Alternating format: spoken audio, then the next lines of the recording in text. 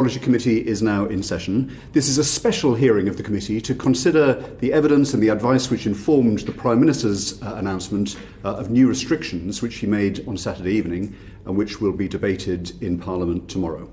I'm very grateful to the Government's Chief Scientific Advisor, Sir Patrick Vallance, and the Chief Medical Officer, Professor Chris Whitty, who agreed straight away to the committee's request to appear before the committee today.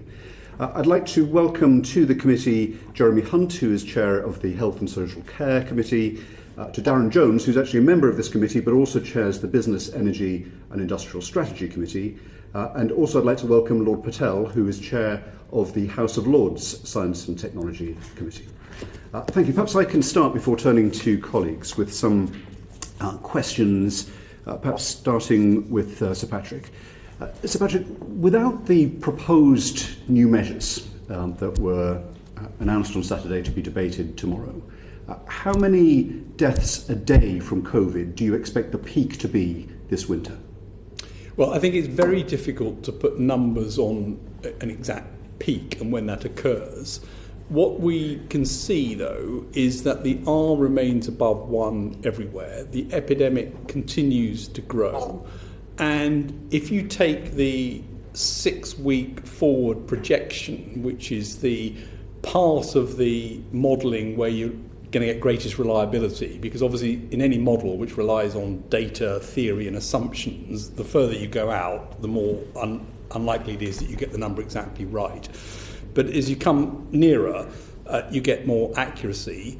And those 6-week projections, which the SPI and modelling groups have been looking at for the past number of weeks, have turned out to be pretty good in terms of tracking what happens. They look as though over that period you would expect the number of deaths, perhaps if nothing changed, and that's important because things clearly are about to change, but if nothing changed, you'd expect the number of hospitalisations to breach the first wave number probably towards the end of November, and you'd expect the number of deaths to potentially equal the first wave numbers somewhere in mid-December is what they look like. So that's the sort of range that you think of in terms of the trajectory if nothing changed from where it was now. From where it was now, so before these measures had been introduced? Yes. Yeah.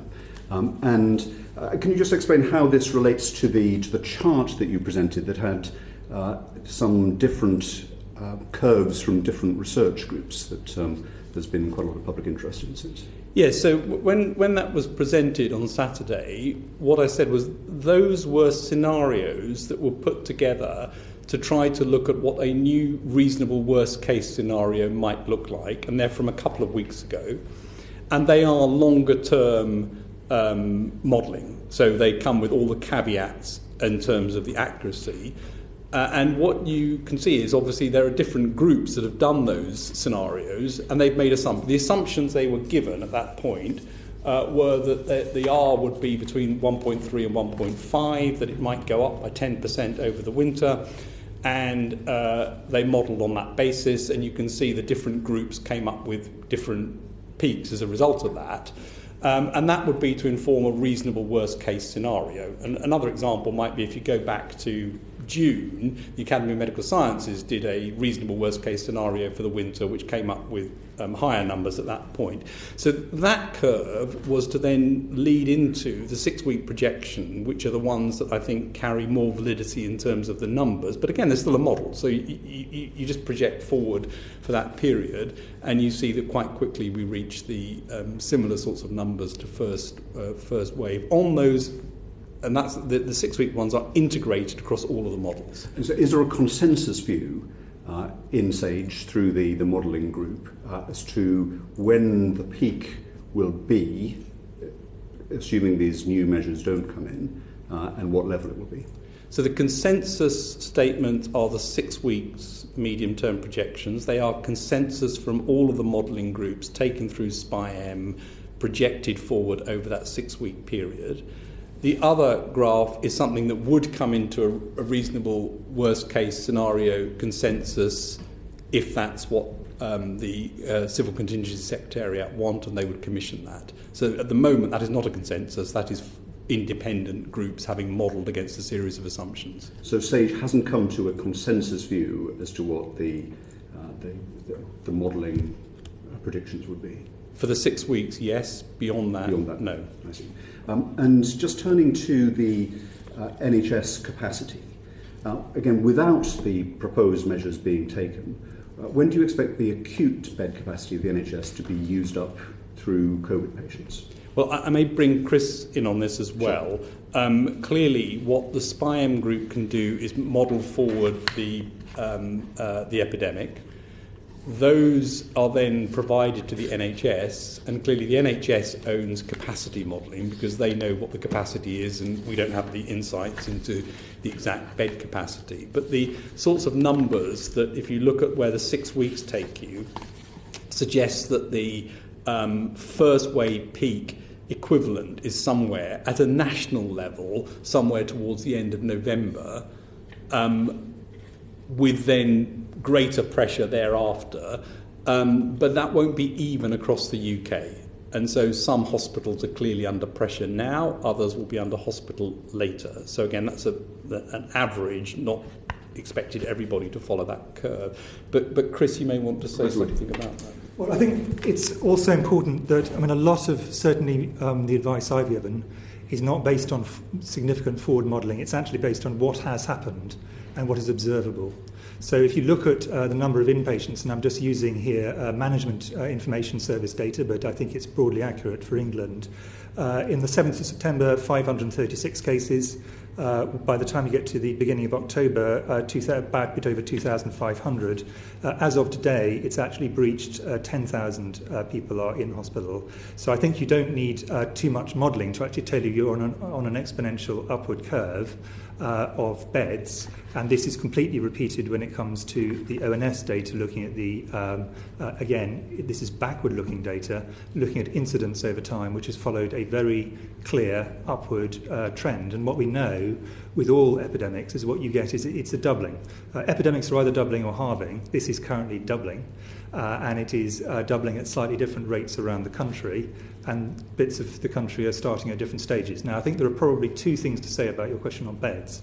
The first is that the starting point in terms of how full they are now is currently very variable. So there are some hospitals, particularly in the north of England, which have actually now reached levels of COVID occupancy higher than they had in the first wave. And our worry there is, although in those areas it looks as if the increase in rates, the R in the community, is flattening, it has not fallen below 1 as far as we can see. It is still going up. And if they started carrying on going up from this very high base, they would get into serious trouble on inpatients very quickly. There are other bits of the country, for example in the southwest, where the rate of increase is actually faster than in the north now, and the bed capacity is lower. So although they look further away at the moment, they could hit difficulties relatively quickly. The other thing, just to be, to make an obvious point, I hope, to this committee, but I just think it's worth it for those watching, is that there are several different sort of, in a sense, barriers you go through in terms of hitting capacity in the NHS. And the first thing that we would start to have to do, and are already having to do in some areas, is actually cancelling non-urgent elective care. Then you go on to starting to impinge on urgent but non-emergency care. Then you get into the acute care being constrained, and finally into all the intensive care capacity being used up. Now that happens in sequence, but we're already seeing in parts of the country having to cancel non-urgent emergency care. And if this continues, people worry rightly about all the non-COVID care being affected. And I think the argument on this has got slightly the wrong way round.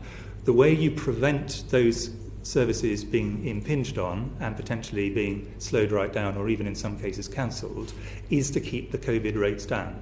Indeed. If you don't, then that is going to erode the NHS's capacity to do not just the COVID care, but actually the non-COVID care as well. And specifically, one of the slides that Sir Patrick presented on Saturday, looking at projected bed usage, was that the spring peak would be exceeded without these new measures on the 20th of November, or thereabouts, with extra beds that would be a few days later, and even with the extra capacity that comes from cancelling operations, that would be early in December. Does that reflect your joint view of what would happen to hospital capacity usage without these measures? I think there is some evidence of some slowing in particularly the northeast, possibly the northwest, that might push that out in time. But until you actually start to see rates falling, it's a matter of timing, which week exactly you get into for these various stages. And they say they don't happen all at once and all at the same rate at the same part everywhere in the country. But the trouble about things that start doubling is you move from very small numbers to very large numbers surprisingly quickly. So, as is clearly the case, and it's important it's understood, you are advisors rather than decision makers. You give advice to ministers. But is it your joint view that without these measures, that there is a serious risk, to put it no stronger than that the NHS intensive care capacity would be overrun? I should say this slide is from the NHS. So this is the NHS view of what would happen based on the SPIRE modelling. Do you agree with it? Yes. Right. And I mean, given the caveats of sure. It's a model, but I mean, yes, this is what this maybe is the problem says, and it could be as the chief scientific advisor to the government, to the Prime Minister, your advice would be based on this modelling that there is a serious prospect of the intensive care capacity of the NHS being overrun within the period to which this graph refers. If nothing is done, yes. Without these measures.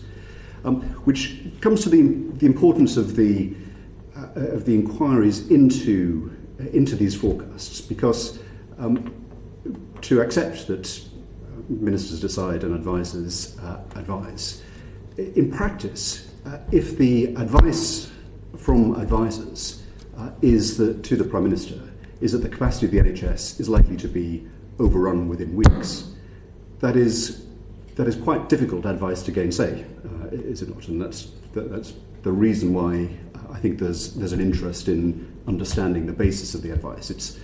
It's not really optional advice in that sense, is it? Well, I think that was the forecasting from the NHS. That's what they said, and but it's also what you said. It's what we say from the modelling, but it's what the NHS. I mean, as I said, we can't deal with NHS capacity. I don't have insight into the NHS capacity. But your advice to the Prime Minister and the government, based on NHS data and the modelling data, was this is a serious prospect, is a serious risk for this. Yes. And I think, Chris, you'd be in the same. Yes, serious risk, not inevitable. And the actions already being taken by people are already having an effect. But our view is, it's just a matter of time. Once the R is above 1, it'll keep on going up, and the question is only how long. Thank you. Well, just on that, before I turn to my colleague Graham Stringer. So my question is, do these forecasts, these projections, include the impact of the tiered restrictions that began in most parts of the country on those parts that were affected on the 14th of October? They won't yet be feeding through, in my view, fully into the numbers. But what those would do is push them out in time. They wouldn't change. So the question is not a question of whether. The question might be a question of when. Now, the only part of the country where at the moment I think there is realistic evidence that the numbers have flattened, where the R is approaching 1, is probably, in terms of regions, the northeast. There may be some smaller areas elsewhere. But it is still, as far as we can tell, still going up, albeit at a much, much lower rate. And this is the view of the local directors of public health, as well as the central view, as well as the NHS view. So this is a quite widely held view. I think that what you're indicating, and rightly, is that putting exact dates on these things is almost impossible. There's what government does. There's also how people themselves respond to the fact that they see a problem locally. And so neither Patrick nor I nor anyone who's advising government would say this is definitely going to happen on this date. And I think people who give that degree of certainty have not understood how modelling of this sort with scenario uncertainty properly works. But the inevitability that if your R remains above 1, even if it's by quite a small amount, once you've actually got to a high level of bed usage, you've got very little headroom. So quite a small R can take you from I'm just about coping to I'm not coping. And that is, we're looking forward in a bad way to the fact that the most difficult time for respiratory viruses, we all know, for all respiratory viruses, is over the winter months. We haven't fully even got into them. So the chances things are likely somehow to improve without action between now and the next few months are quite low. So I think that if you're giving advice to ministers, that has to be the advice you give. Now, ministers then have to make decisions not just on that advice.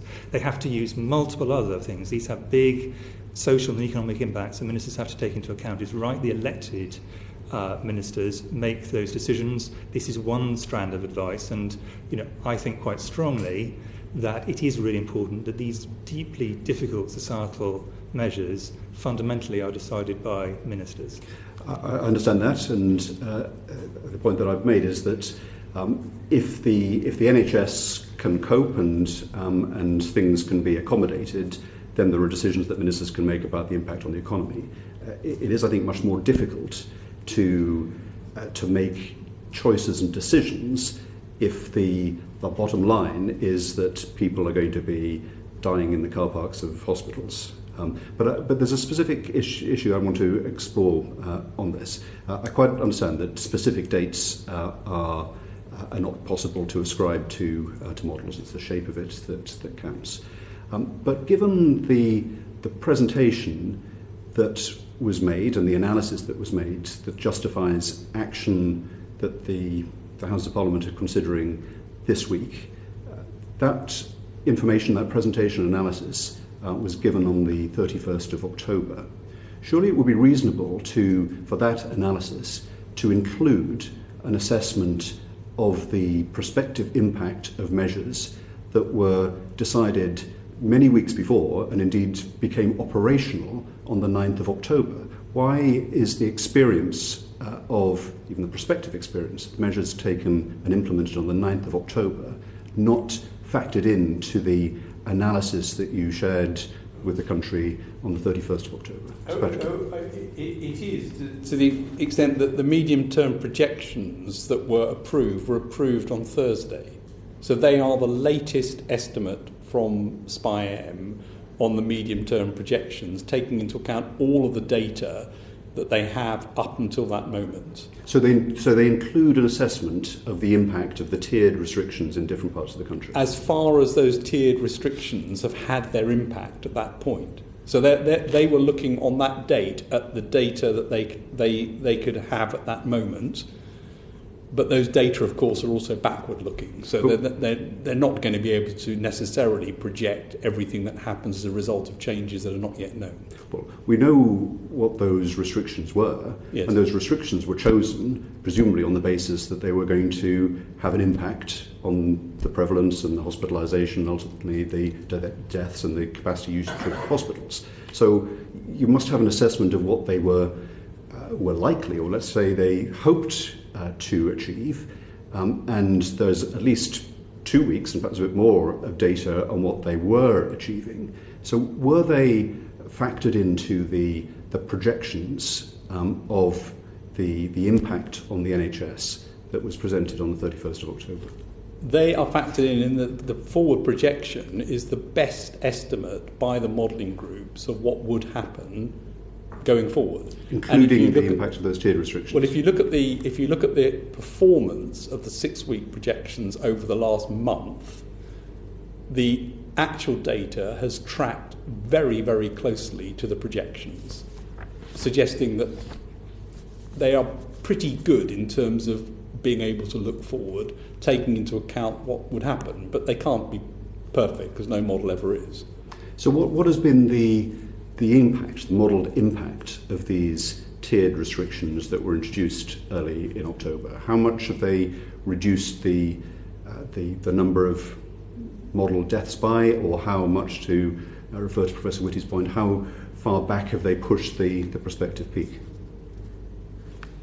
Shall I first go at that, Patrick? I mean, I think it is difficult to be absolutely confident about how far their effect has gone. I am confident that the Tier 2 has had an effect, and that the tier 3 has had a bigger effect. I'm confident of that. And it's the colleagues, the community in the North and Midlands in particular, where most of these are, now obviously London for tier 2 and some parts of the east of England as well, have responded remarkably to this. And because of that, I am confident that the rates are substantially lower than they would have been had those activities not happened. But the early indications we have at present are that this is not achieved getting the R below 1. It has brought it much closer to 1, but it is still doubling over a longer period of time.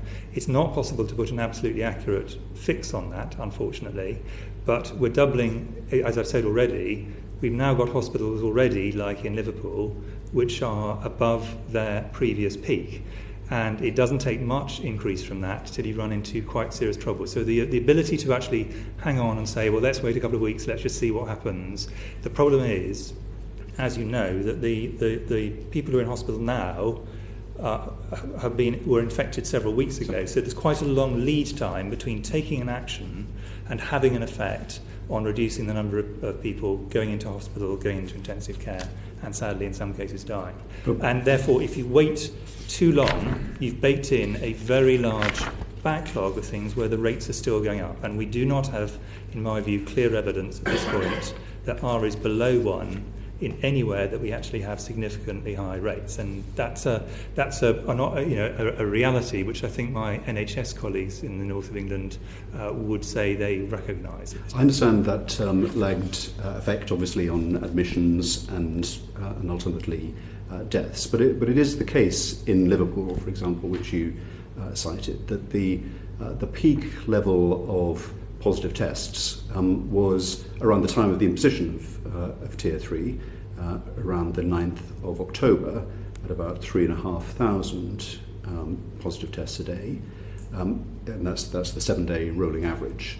The most recent 7-day rolling average, and it's come down consistently since that peak, is about 1,900, so falling towards about half that rate. So does that indicate, in your view, that the Tier 3 restrictions are working, and has that been fully captured in the modelling that is being put forward to justify the new national restrictions? So, looking at the data, particularly in the north of England, and I tend to look backward at data rather than, I find more than quite short forward projections for exactly the reasons you're giving, Chair. I'm very cautious of. I'm much more interested in how the data is playing out in real time and immediate past, and therefore the immediate future. And what we are seeing is that the rates, particularly in younger people, have fallen, and that's some combination of probably some slight reduction in uptake, but also some levelling off and possibly reduction in positivity rates. So I think there's a real effect and an artificial effect, if you see what I mean.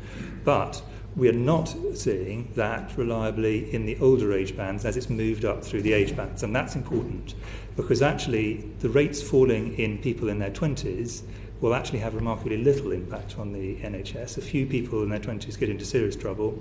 More, obviously, may have long-term morbidity problems, not necessarily getting into hospital, but the group of syndromes which are currently called long COVID. But the rates are still steadily tracking up in all the data that I have seen in the older age groups, who are the ones who are likely to translate into hospitalisations, ICU cases, and deaths. So I think it would be would require a really extraordinary degree of confidence that the overall data were translating through to say these isn't still going up in the age groups who are most vulnerable to having severe outcomes and ending up in hospital and in some cases having very bad outcomes. So it's that age differential which I don't think is necessarily captured in the headline figures, and I think that people who aren't spending their entire time looking at hundreds of pages of data see the headline and they think, well, it's going down, and that's reassuring, not necessarily going down overall, but the rate of increase is going down.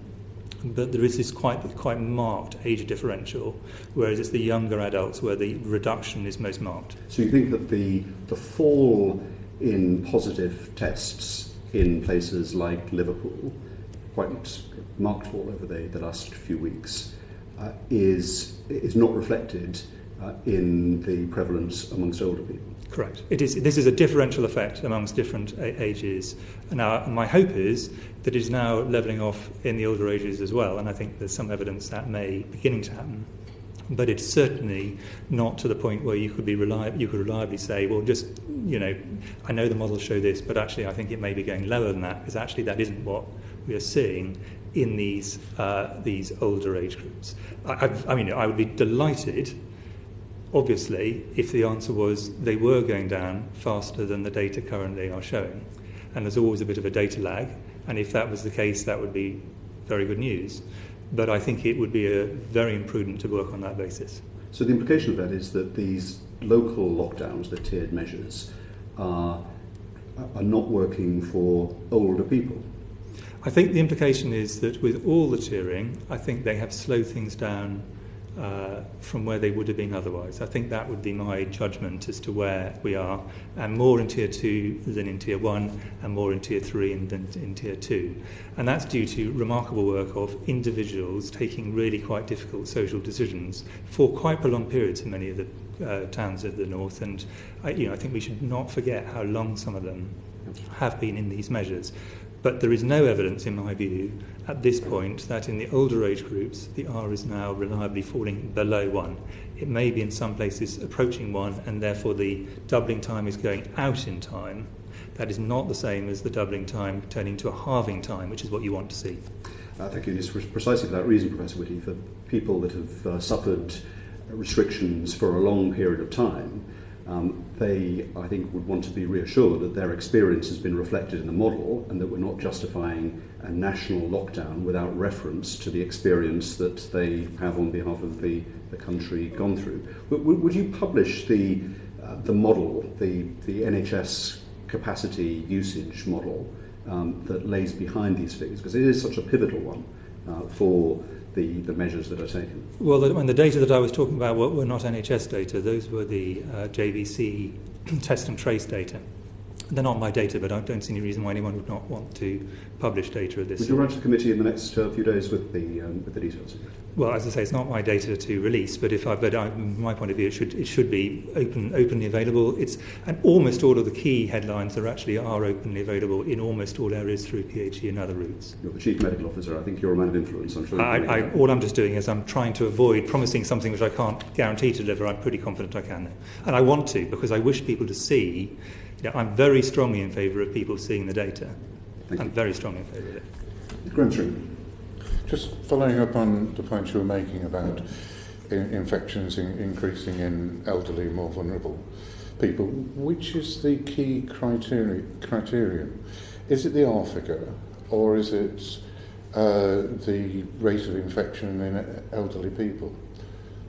Well, the rate of infection in elderly people, the number of people infected, tells you what is going to happen in terms of in a small proportion, but an important, because the total numbers are very large, a significant number of people having severe effects. That's the strongest predictor of what will happen in the NHS is what has happened in people over the age of 60, for the sake of argument. Actually, of course, it's much greater in those in their 70s and much greater again in those in their 80s. It's not a cut-off, it's a kind of log linear curve.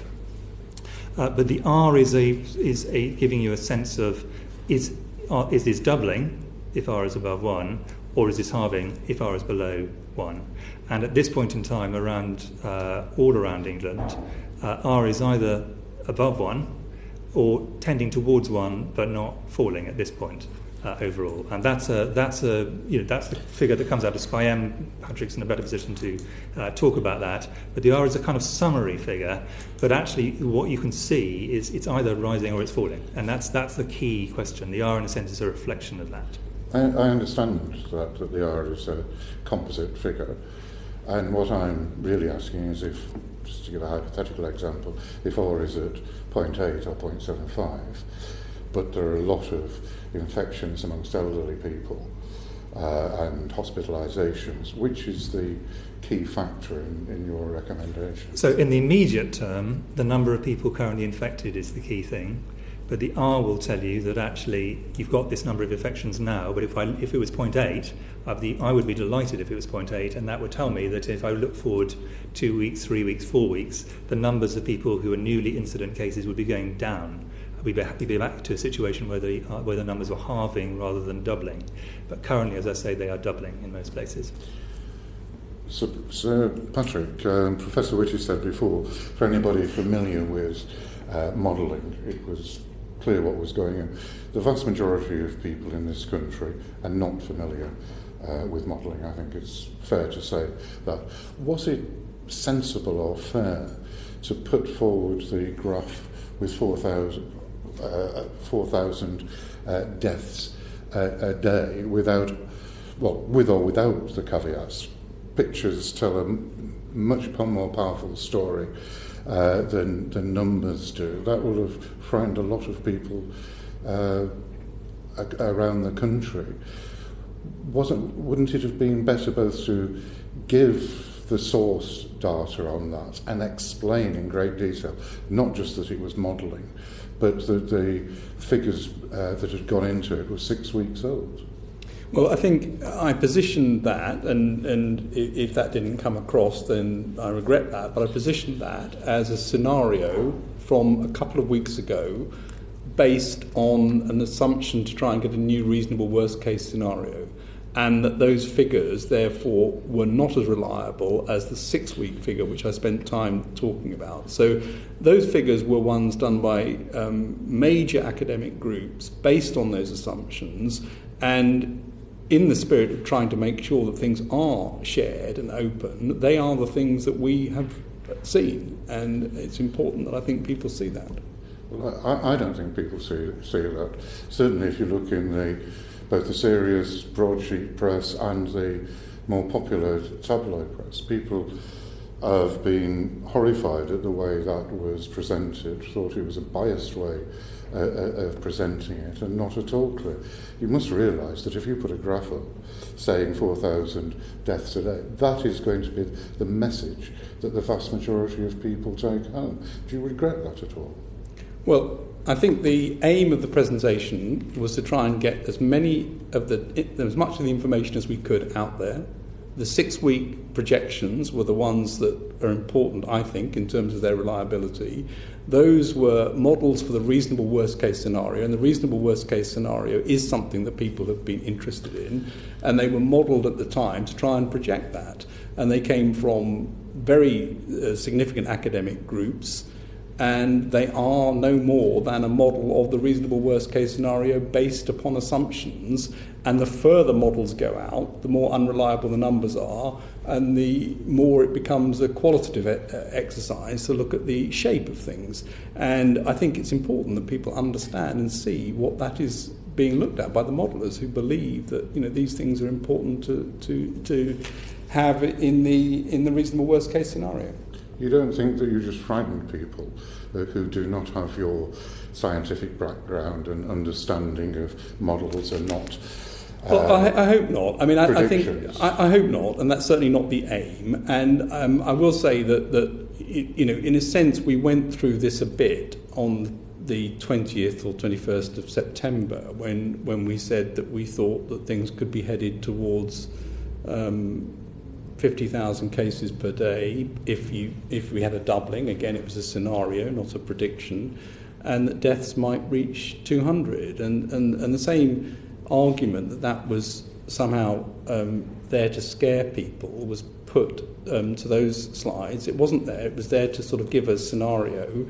As it happens, the numbers turned out to be very close to that by the time we got there. So it's very difficult to project forward in a way that doesn't inevitably lead to a problem of, is that real? No, it's not real. It's a model, but it is what we need to understand, because this is a disease which is spreading, like all epidemics, in a way that will affect us in weeks to come, but isn't felt today.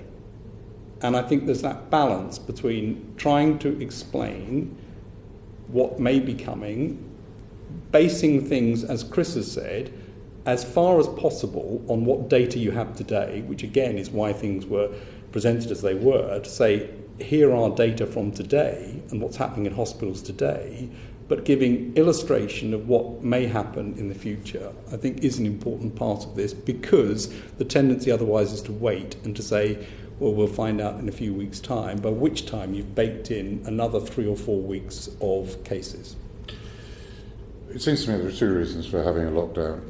One is to save lives, and the other one is to buy time so that you can improve test and trace in other parts of the service. In terms of your recommendations, you're very clear in your models, the information you've provided in the models, what numbers you want to present to the Prime Minister and to the public.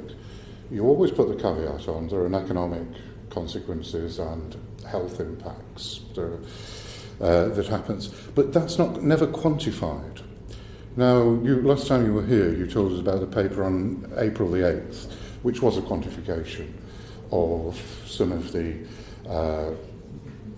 deaths that will be caused by the failure to treat cancer. I'm not going to go through the full list, and the consequences of poverty on mortality, on morbidity.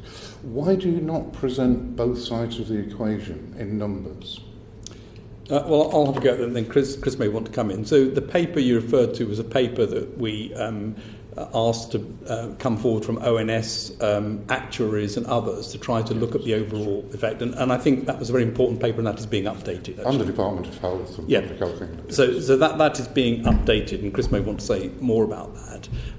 It's very clear that SAGE is there to provide the science advice, and the Treasury and Cabinet Office are there to bring in the other parts of the equation, particularly on the economy. And I don't think it's right to think that SAGE would be the place that you integrate all of this and come out with a single number. I mean, we have a particular part of this to look after, and the rest needs to be integrated at Cabinet Office level, and of course ultimately ministers need to look at all of those other points. And it is an interesting question. The science advice is very clearly in the public domain. It's very clearly public, and you can see it and you can question it. And the other advice, of course, is less visible. So it's more difficult to ask those questions.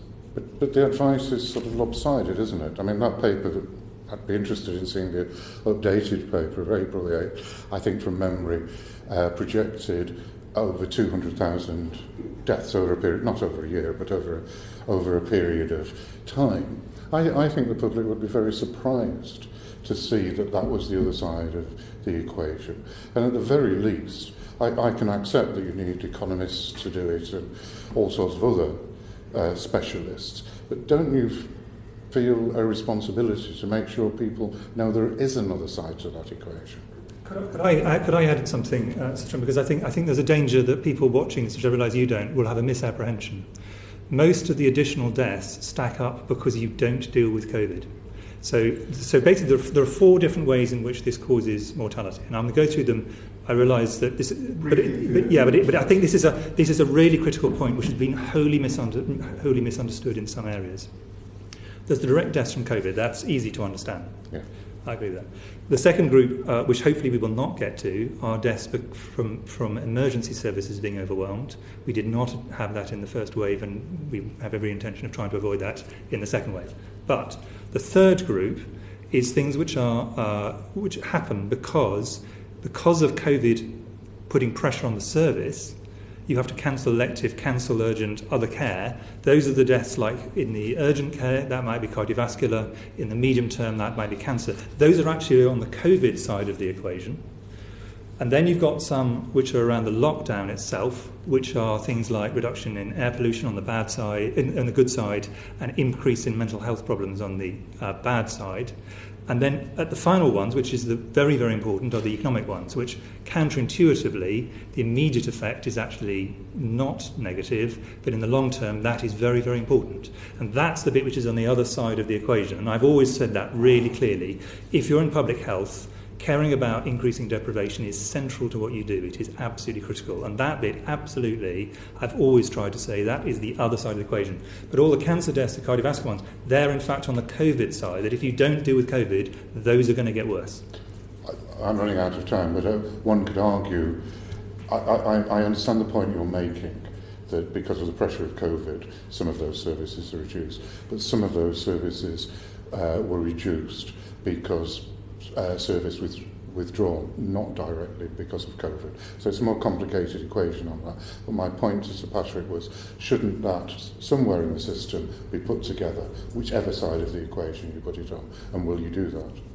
Well, again, I think you're right. It needs to come together. It needs to come together with the economic analysis. And that isn't something that takes place in Sage, nor should it take place in Sage. It needs to come together in Cabinet Office. You've been very good in publishing, at the request of the committee and others, the papers and the evidence that Sage has considered. There's a bit of a time lag there. I think this week shows that it would be good to have the real-time information. But can you arrange for that economic analysis to be published in the same way? No, I can't. Whose decision is that? I think that's one that you would need to take up with ministers and Cabinet Office. All right, thank you. Thank you. Just one other question of publication. You mentioned several times the reasonable worst case scenario. That, as I understand it, has been leaked rather than published. You can, I think, commit to publish that on a regular basis. No, it's not our document to publish. That's the Civil Contingency Secretariat. Do you think that should be published? I think there's an advantage in having as much published as possible. I would argue providers with that, actually. It's exactly the point that Mr. Stringer was making, which I actually agree with, which is there is a danger with these extreme forward projections that people then misinterpret them as this is what's going to happen, and, as you say, get unduly worried by something which is not intended to happen. The whole point of a reasonable worst scenario is to say, right, we need to do something, we're going to stop this happening. So I do think that I can understand why our colleagues from Civil Contingency Secretariat would pause. I'm personally in favour of publishing as much as possible, but I just wanted to, in a sense, reflect back the point that Mr. Stringer was making, which I think has some force and has to be balanced against it. Andrew Griffith, and then Jeremy Hunt, and then Dawn Butler. Sir Patrick, good afternoon. Sorry for the slightly forensic tone, but these are very grave matters. They're some of the most grave matters that we as members of Parliament are ever called to vote on. So I want to stay with slide 3, which is one of those you presented on Sunday, the one that's called winter scenarios. And when you look at that blue line is a clear outlier. Its peak is almost double the level of the next highest scenario. And the other 3 scenarios all have their own peak forecast lying within a range of about 20% of each other. So it really is very different in terms of the slide that you present. If you didn't have that blue line, for example, you'd have to change the scale.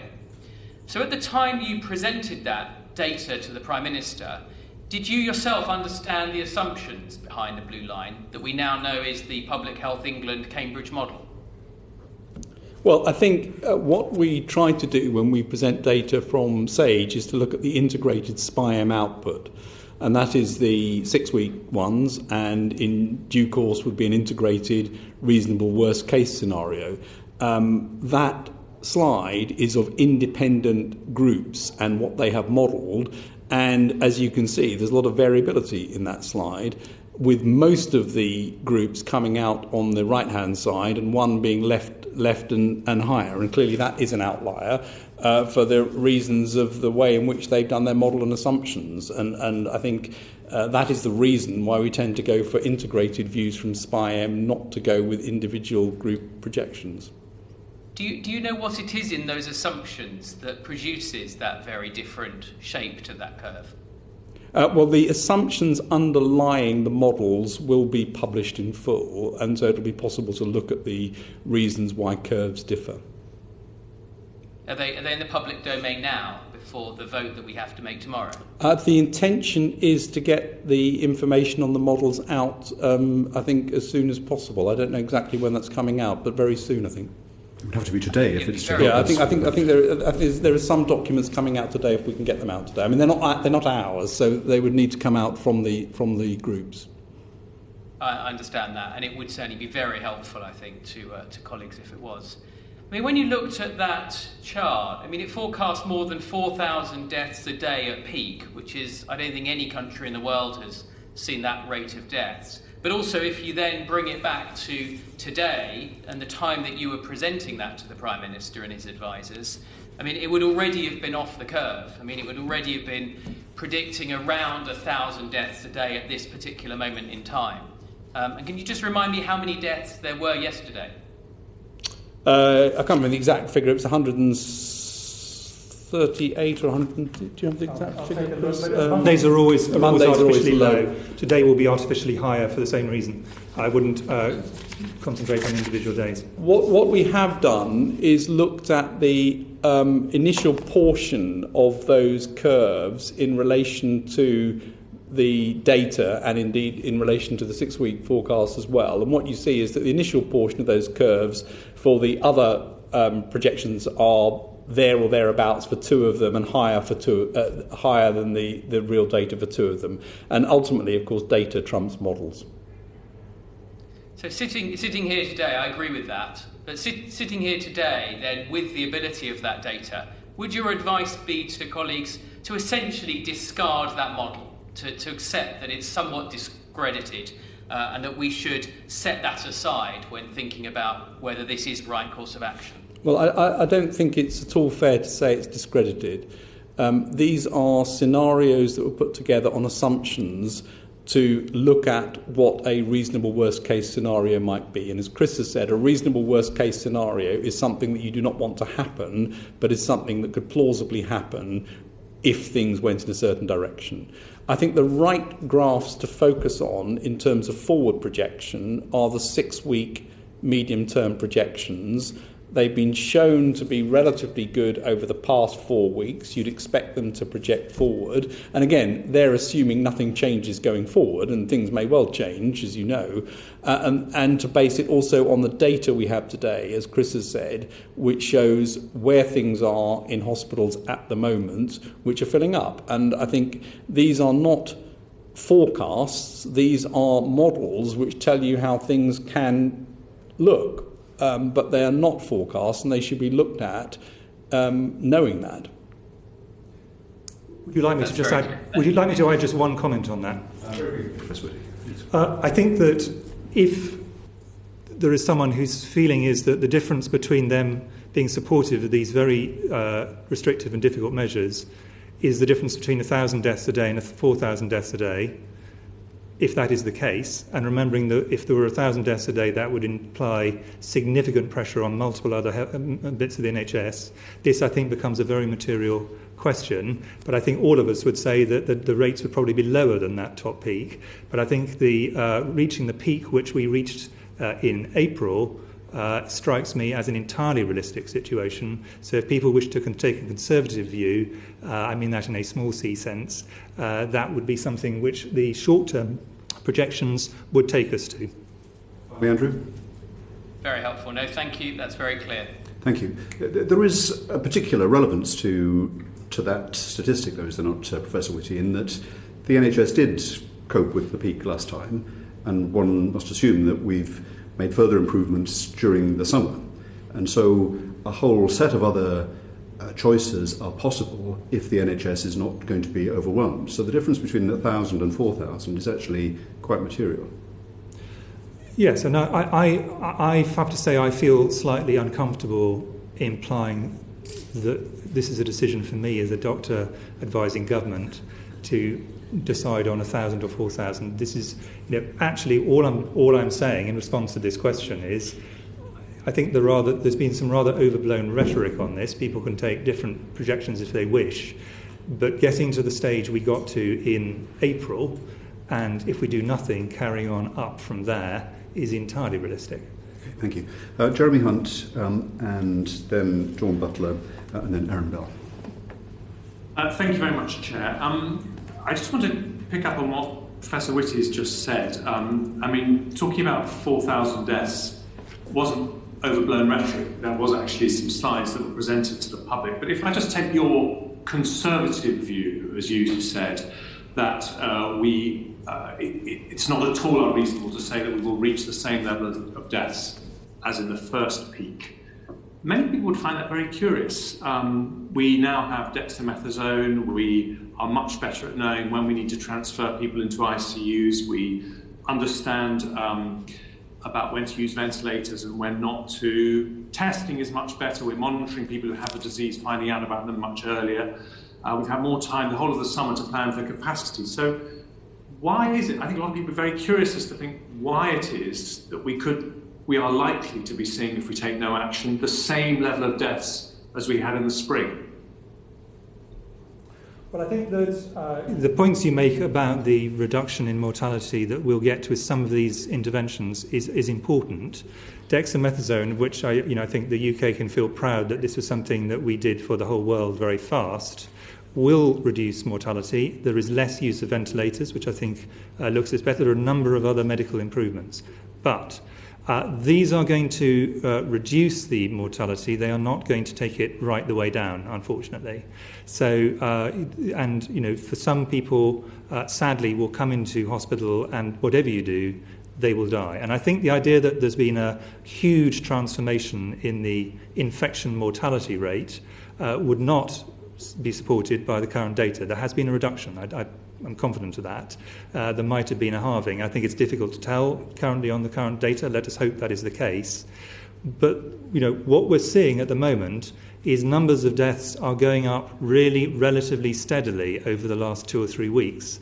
I don't think, given that this is an exponential curve, the idea that this could get from the mid-200s to the 1,000 mark over a number of weeks does not strike me as a particularly strong thing to be saying, actually. No, I think that sounds very sensible. I just don't really understand why, because you just said it may be that the infection mortality rate has halved. It's certainly come down. So I'm just curious as to why it is that we should be looking at the likely prospect of deaths reaching the same daily level as the previous peak. Because when you've got a doubling incidence, all you've got to do is give it one doubling time, and even if the mortality is half that, you're still at the same number. Okay. And if you look at the 6-week projections, and you look back over the last month, actually the deaths have tracked the projections, so that's taken into account in those projections. And I don't think the infection fatality rate has necessarily halved. I think the in-hospital mortality rate has gone down. No, to be clear, I think my halving was that's the best we can hope for. I think it is probably less than that, actually. I want to be clear about that. Thanks, Patrick. Okay, thank you very much. I just wanted to follow up what the questions that Graham Stringer was asking to the Chief Scientific Advisor about the two graphs. So you showed one graph which was scenarios. You're very clear it's not predictions or forecasts, which showed that deaths would be 2 to 4 times higher than the first wave peak. That was slide 3. The very next slide you showed, slide 4, was the England Daily Hospital Admissions SPI-M medium-term projection. And that showed those hospital admissions going up, not doubling or not tripling or quadrupling, but going up by 25% approximately. That was the medium-term projection. Is that not very confusing to show 2 slides consecutively, one about deaths, suggesting we could see 2 to 4 times the number of deaths, and another about hospital admissions, showing a projection of it just going up by 25%? Well, they were very different timelines. I mean, clearly one is a longer-term modelling scenario and the other is a shorter-term projection. And actually the shorter-term projections are rather similar to the upswing of some of the other curves at the very, very base of those curves. I'm just looking at... Sorry, Sir Patrick. The slide 3, the winter scenario, shows those deaths peaking around the end of December, and the hospital admissions rate is showing that for the week of the 8th of December. So there might be a difference of a week or so, but it's not a massive difference in the timeline, is it? No, the key thing, and again, if this is confusing, then I apologise for that, but the model projections of the 6 weeks were the things that I was clear that that's what you need to concentrate on. Those are the things that you can have more reliability on in terms of the numbers. The others were scenarios for reasonable worst-case planning, making an assumption around what the R would be and making an assumption the R may increase over the winter. The projections are a forward look over the next 6 weeks, with a greater degree of reliability, but again, there's still a model, and they show in the hospital admissions that you quite quickly would get, under these projections, to a hospital level above the first wave peak, somewhere towards the end of November, about 3,000, and in the deaths move up towards several hundred by early December. And as CMO has just said, with a doubling, and it depends on the doubling rate, that can increase very quickly, depending on what the doubling rate is at that point. And the whole aim, of course, is to make sure that not only the doubling rate goes out much further, but ideally it becomes a halving rate, and that's what you would want to do in order to get these down. So Professor David Spiegelhalter said today about presenting that slide 3, the slide which talked about the winter scenarios and the potential quadrupling of the death rate. He said, I was very unimpressed. I was disappointed that graph was shown. Now, I know Professor Whitty has previously praised Professor Spiegelhalter for his insights into how to use statistics. Does he have a point? Well, I am second to none in my admiration for David Spiegelhalter, and I would reiterate that I think the two graphs which are important are the 6-week projection ones. Can I be clear? Yes, of course. Can I be clear that I have never used anything beyond 6 weeks in anything I've ever said to any minister on this issue, for that reason? Okay, I understand that, but I'm just curious that you haven't used it with any minister, but you were prepared to jointly present it to the public at a very, very important press conference on Saturday afternoon, on a day when the Prime Minister made a complete about-turn in his policy. And so it wasn't important enough or reliable enough to present to ministers. I'm just surprised that you both decided it was important or reliable enough to present to the public. That graph had also been presented to the Prime Minister. So he had seen projections beyond the 6-week projections then? Yes. Okay. A quick question to Professor Whitty, and then I'm finished, Chair. I just wanted to ask you about the role of test and tracing as we go forward. And you will know the latest figures that we only actually reach about a third of the total number of those who've been infected when you take into account the ONS projections of the daily numbers being infected, and probably less than a quarter of those being asked to isolate are actually isolating. And this led SAGE to say on the 21st of September that this system is having a marginal impact, only a marginal impact on transmission. Now, you chair SAGE. Is that your view about NHS test and trace? Well, let me just start off with the figures you started off with. I think that test and trace have gone from a standing start to actually a really, a long way down the track. But there are two buts to this. The first of which is, once you've got very high rates, as we have in many parts of England now, we've all said from the beginning that this is most effective when the rates are low. And so one of the reasons why getting rates low is a very good thing is it gives test and trace a much stronger ability to actually get things to have a much higher proportion of people picked up.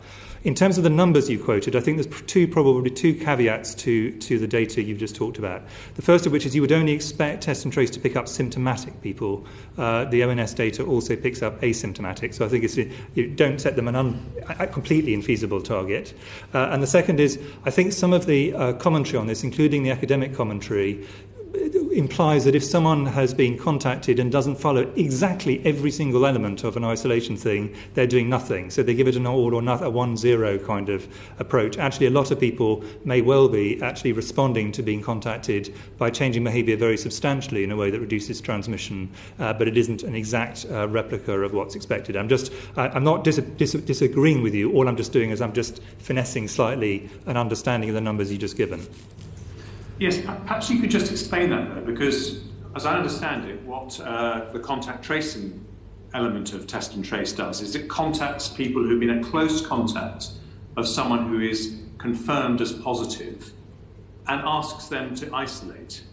So it is contacting people who are potentially asymptomatic transmitters of the disease, and that's why you get overall a rather low number. Is that not correct? No. So the point about the picking people up is its entry point, the first point, the person it picks up, the index case, they do it on the basis of symptoms. This person has gone in for a test based on symptoms. I understand, but then they contact the close contacts. Yes, but that it's the index case you're judging them against in terms of the ONS stuff. That's the correct denominator in a sense.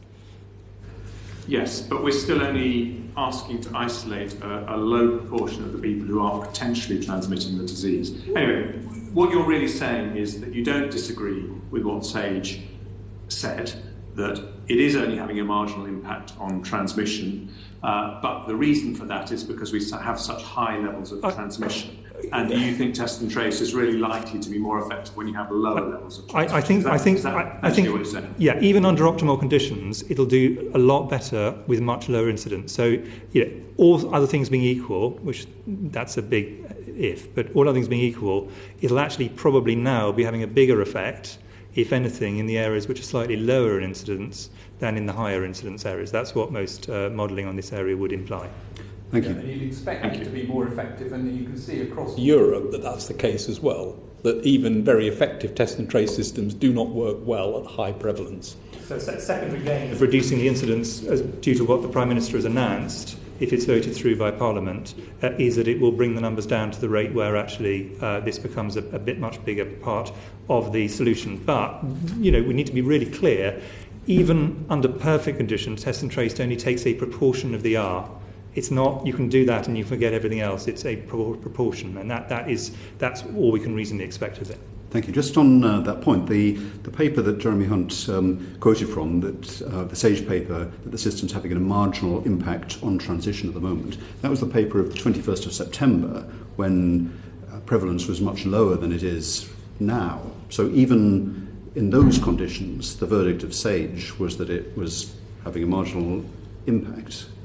So what assessment have you made in your models of the contribution that test and trace is making? Perhaps Sir Patrick? I can't give you the exact proportion. It varies from model to model as to what people will have taken on that. You're looking ahead. You're familiar with the plans of test and trace. Are you modelling it with an expectation that is going to make an appreciable impact? There's a paper, I think, from June, which looks at exactly this question as to what the impact of different levels of effectiveness of test and trace is on the overall ability to control R, and what other measures you'd have to have in place depending on that. So that paper lays that out. But going back to our earlier discussion, in terms of making sure that your projections, your modelling for the next 6 weeks takes account of all of the relevant information, have you assumed that test and trace is going to make an impact on transmission over the next 6 weeks? I can't tell you exactly what's in each of the models, but it will not be an assumption that there is a big impact of test and trace at current levels of prevalence. I understand. Thanks. Dawn Butler. Thank you, Chair. It's a known fact that lockdown buys us time, but it is in no way a solution to anything. And what we have to do is focus on actions. And I think, Sir Patrick and Professor Whitty, that you're both contradicting yourself when it comes to testing and tracing and isolating. And let me just explain what I mean. So you've spoken a lot about the R rate and trying to get the R rate below 1. Well, we know that once you start testing people, if you don't get the results back within 24 to 72 hours, that has an effect on the R rate. So you can't talk about the R rate without talking about the effect in testing and getting the results back on time. Am I correct in my thinking, or am I wrong in my thinking? Well, I think you're probably bringing together two separate important points. The first one is you are absolutely right that to reduce R, test and trace systems need to get the results back as fast as possible. The faster they do, the bigger the effect on R. That's a critical part of it. And actually, one of the reasons that I, amongst others, am keen not to always have test and trace being asked to do yet more things is this shortening of the time is a critical part of it. But the calculation of R does not itself depend on the length of time. That depends on the number of incident cases over over a period of time. So I think the point you make is a perfectly reasonable one, but it doesn't affect the R in the terms of how you calculate it. But we must try and reduce those times because that's how test and trace has its biggest impact. Okay, so in the short time, thank you for that. So in the short time, it would have an effect because you'll know the infection rate. Now, as we know, in the summer when we went into national lockdown, there was around 100,000 people showing symptoms of COVID. During the winter, that number will rise exponentially to 500,000 people a day will show symptoms of COVID. They may have COVID, they may have flu, they may have something else. So that therefore surely means we need to ramp up our testing capacity to 500,000 tests a day. How close are we to achieving that? Well, I'm very cautious about getting into the business of trying to kind of say what proportion of tests are. There's tests available, there's tests done on individual people. They're all slightly different calculations. But the capacity to do testing for people who are symptomatic is substantially greater now than it was at the beginning of this month. But I'm not going to put an exact number on it because I'm not the right person to answer that question. Who is the right person to answer? Test and trace are the people who actually have the data on that. The Dino Harding. So are you in any way in discussions with them? Do you in any way know how close we are to achieving what we actually need in order for you to be able to model correctly in regards to what we need going into winter? Because I'm sure you're aware of the frustration of the public. You have both said previously that in order for us to combat and control the virus, we need the public to comply. Now, as you know, the public are very frustrated. These questions are important for the public to understand what is going on and why. So what, in your estimation, how close do you think we are to achieving the capacity that we need? And not the capacity, because you can say capacity means nothing. We need to know numbers. 500,000 people will have COVID-like tests every day. How close are we to achieving that in regards to testing? So I think what I'm going to, I'm trying to answer your question. I hope helpfully. There's varying indications for testing, and the point you're making completely rightly is that as we go into winter and autumn, we're likely to have more people who have symptoms compatible with COVID who don't have COVID, but who still need to be tested. I hope I'm paraphrasing you correctly. And part of the key reason to increase capacity for test and trace, in my opinion, has been exactly to achieve the point that you've just raised. But there are obviously, and so, my hope and expectation, actually, is that test and trace will have the capacity to test people who are symptomatic through the winter period. That is my expectation. There are also some very clear indications that I think everybody agrees on in terms of other uses. There's clinical uses in hospital, obviously, there's testing in care homes and a variety of other indications. But there's also a lot of additional things which people think of which could be used for testing, could be used for, which include, as you know, there was an asymptomatic mass testing pilot launched yesterday in Liverpool. There are people talking about doing much more widespread testing of health and social care workers, and Mr. Hunt on the Health and Safety Committee has made a very strong right point on this, and so on. It depends really what the denominator is you're talking about. But in terms of the people who got symptoms, my expectation is that test and trace, who have, as I say, done a really good job in this area, should have the capacity in terms of numbers of tests to be able to do that. Thank you. Professor Whitty, you have said in February that SAGE recommended that there was an increase in testing, and we also know that testing people who are symptomatic just isn't good enough, because we've been told by SAGE if we only test people who are symptomatic, we miss 70% of people who actually have the virus. But I'll just ask you another question. Did shielding, in the summer when we went into national lockdown, did the shielding of vulnerable people help to save lives? I think what we thought, so we haven't had a really clear answer to, there were definite benefits and definite disbenefits of shielding. The benefits were reducing the risk that people got COVID. The downside, but the trouble about that is there wasn't a denominator, because you took all the people who were at risk out into the shielding group. The downsides of it were also clear, which was an increase of loneliness, an increase of, in some cases, probably mental health issues and so on.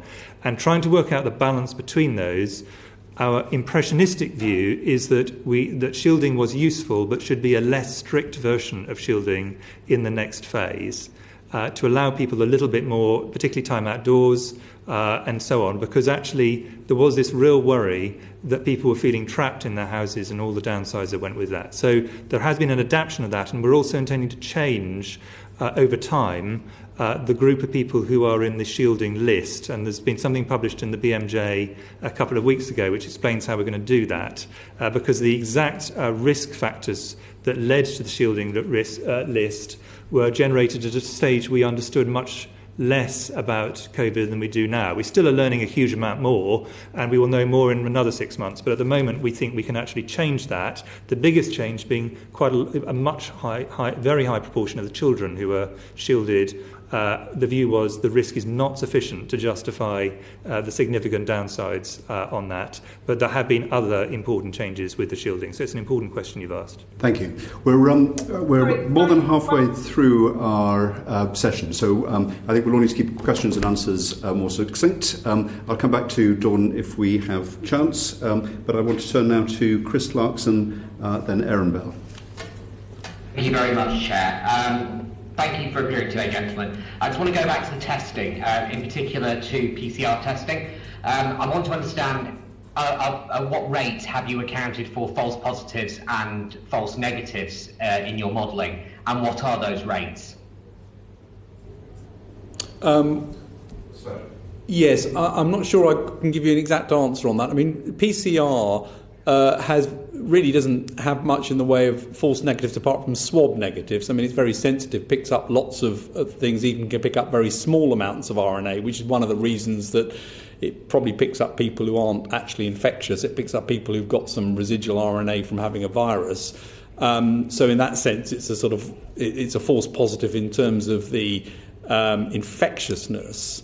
But I mean, PCR is extremely sensitive and doesn't, as I say, apart from swab failures, doesn't really have a big false negative in that way. And I'm not sure it'd make a big difference to any of the modelling assumptions. So if I can just add one additional thing to that, which is, in terms of the ONS data, which is the gold standard, they have a really good technical series of slides on that, how they've made their estimation on PCR, which I think is probably the best way to look at that. It's quite a technical area. The point I'd make as an epidemiologist, though, is the key metric is actually not the sensitivity and specificity, although that's important. It's a positive and negative predictive value, which varies by point prevalence at a point in time. And in fact, the testings on those will become more accurate, depressingly, as the prevalence rates go up. So that the risk of a false positive is higher when the rates are actually lower. And the risk of false negatives?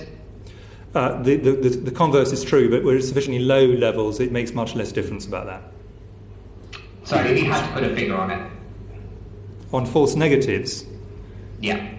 Well, it depends what use you're using it for, basically. Is it a clinical use or is it an epidemiological sampling use? So the epidemiological sampling use, I would refer you to the ONS data because I think there's a really good technical document on that.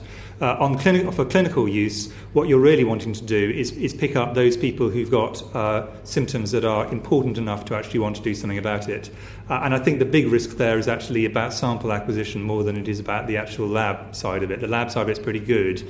But do you do swabs properly? And that's one of the reasons that I'm very keen, for example, that we're moving, particularly for things like social care and NHS staff testing over towards saliva testing, because that has a much lower difference if we can get it right in terms of sample acquisition. Thank you. Would you be able to make that ONS document available to us? It's public. It's public. It's a public document, but I can point you in the direction of it. Perfect, thank you. Thank you, Chris. I'm going to come now to Darren Jones because he's got to leave the committee for another engagement. So, Darren. Chairman, thank you for the invitation to be with you, and apologies to colleagues on the committee for bumping up the list there.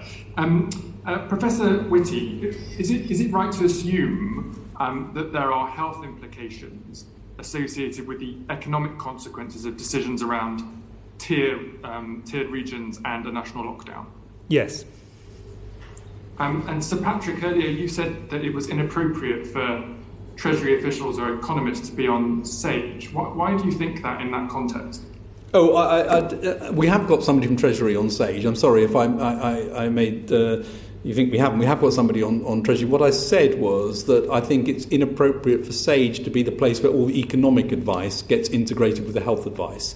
We do indeed, and Chris has said this many times, and I have too, that the health impact of lockdown and other measures is something that we think about very carefully, and we're very aware there are impacts. And the paper that's been referred to already from June from the ONS actuaries and DHSC, which is being updated, looks at that in great detail. I'm interested to understand the depth of the economic assessment, because in the minutes from SAGE, I looked at the last set of minutes, for example, and searched for the word economic, and it only came up saying excluding economic impact. So how much time or input do you have at SAGE around the economic consequences of these decisions? No, we don't. And again, I'll come back to that. That's not the role of SAGE. And we've been very clearly instructed that the economic impact of this is something that sits in HMT, and they look at the economic impact. So we do not look at the economic impacts, and we are not mandated to look at the economic impacts. But can I add one thing to that, though, which is it is very important that the economic colleagues also understand the epidemiology. So I talked to my colleagues in the Treasury. Yesterday, for example, I talked to the Governor of the Bank of England. We take our responsibility to inform the economic debate very, very seriously. And Patrick and Claire Lombardelli, the Chief Economist in the Treasury, have been involved in some joint discussions on this, on many of the key issues, for exactly the reasons you're implying. These are very difficult decisions. We have no illusions. There are health disbenefits to the economic things. There are massive economic disbenefits. None of us are under any illusions. This is really, really problematic. We're choosing between bad choices, basically, and that none of us should shy away from that and pretend that that is not the case. And so again, just to be clear, it's on SAGE is not the place this happens. There are other places in which this integrates, and as Chris has said, we're involved in discussions where we will be presenting some of the health and other aspects, and others will be thinking and presenting the economic aspects. So you present the health aspects to an economic committee. There's no presentation of the economics to the SAGE committee. Well, there is an economic, for example, the paper that was referred to, I think, by Mr. Stringer earlier on, which is a fairly weighty document. That's got economic analyses within it. But what SAGE is good for is doing a kind of formal review of all the science from the different disciplines. I think it would be very dangerous if a group of scientists started trying to make economic pronouncements. It is, however, important that the economic elements are integrated in policy in the end. It is absolutely right. Thank you. I understand that. It's just the answers aren't particularly clear on where the economic debate comes into it. Can I just ask, Professor Andrew Hayward, who I understand is a member of SAGE, said on Radio 4 this week that the 2-week circuit breaker in September would have saved thousands of lives and would have clearly inflicted substantially less damage on our economy. Do you agree with Professor Hayward? Who's that to, Darren? Sir Patrick? Sir Patrick. The advice in September was about a circuit breaker with the intention of driving the numbers back to how they were in August, going back to the discussion on test and trace, because then that means you've got a greater chance of test and trace being effective, and therefore that takes more of the load of managing the disease, and you may have to do fewer in terms of other non-pharmaceutical interventions. So that's the logic behind that suggestion, and I think that's what Professor Hayward is reflecting in that comment. Thank you. So you do agree? Well, I think it's a logic that if you can drive something back down to very low levels, you get a bigger return for test, trace and isolate, and it can carry more of the burden and less other measures are required. So yes, Professor Whitty, just very quickly, do you agree? Needs to be the last one, Darren. I think this is. I need to be careful, not to give a kind of. I'm trying to give an answer which is actually both helpful but not falling into the trap of being a kind of yes-no thing. It's not a yes-no thing. You've got to think what if my economist friends would call the counterfactual on this is, and what is actually realistic and possible. Different things will have different effects at different times. I'm very cautious about ever saying well, if we just did things differently in a slightly different way at a different point in time, where there are a whole series of imponderables you don't know, the following would definitely have happened as a result. I think we should be really cautious about that as scientists. I think we should be humble enough to realise there's a lot of uncertainty in these things. Thank you very much indeed. I'm going to go to Aaron Bell and then Catherine Fletcher. Thank you, Chair, and thank you both for appearing today, and indeed before this committee in the past and all the other select committees you have appeared in front of. It's been very helpful for Parliament. You said earlier your best estimate of R right now is still above 1. I wonder if either of you would comment on King's College ZOE report this morning that they are now estimating it is at 1.0 across England, and that's obviously before we've gone into lockdown. Well, we get different estimates of R from different places, and you'll know that the REACT study from Imperial from end of October suggested that the R was 1.6, I think, across the UK. One of the reasons that we have the SPIAM group do what they do is they try and integrate the values from different places and come up with an overall estimate of R, taking into account ONS results, REACT studies, ZOE app and so on, and look at the data that they see as well. So we'll expect a new updated R from the SPIAM group, which will be published on Friday, and we'll see where that is. Okay. The modelling, and our colleagues have already spoken about the PHE report, seems to be based on an R of between 1.3 and 1.5, yet the government had already published on Friday before those slides that the current rate was between 1.1 and 1.3. So again, to ask why that wasn't reflected in the charts that were presented to the nation on Saturday, that the current R was below that was being driving the charts that you were showing the nation. Well, it was an assumption in that one graph. It wasn't in the 6-week projections. The reasonable worst case scenario is based on an assumption of an R between 1.3 and 1.5, getting potentially 10% worse over winter, and that is how you construct a reasonable worst case scenario. You put a series of assumptions in and say that could happen, and what would that look like? So that is what those scenarios were projecting. The 6-week projections were based on what we're seeing now. Thank you. You mentioned the reasonable worst case scenario, and obviously the fact that we were proclaimed to be above that is what seems to have driven the rapid change in policy. Is the leaked version of the reasonable worst case scenario from the 30th of July that was published in The Spectator, is that accurate? Well, the reasonable worst case scenario is a document that's owned by the Civil Contingencies Secretariat, and I think it's for them to respond to that. We model what the Civil Contingencies Secretariat see as a reasonable worst case, and that's then modelled by the SPIAM modellers. So SPIAM must have had input into the reasonable worst case scenario. Yes. What therefore explains the what David Spiegelhalter, to quote him again, the odd plateau in October in that reasonable worst case scenario.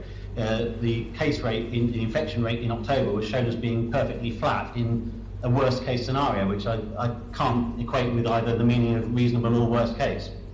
Well, again, it was the assumptions that were put to the modelling group to model as to what that might look like, and there would be people at that time who thought that reasonable worst case scenario was excessive, and there were others who would think it's not. So one of the challenges is coming up with a reasonable worst case scenario that's both reasonable and worst case, and I think that one got exceeded in terms of the speed at the upswing. We still don't know what shape this is going to be, and it's quite plausible that as R comes down further, as we hope it will, not only with the measures in place but also with with any new measures put in place.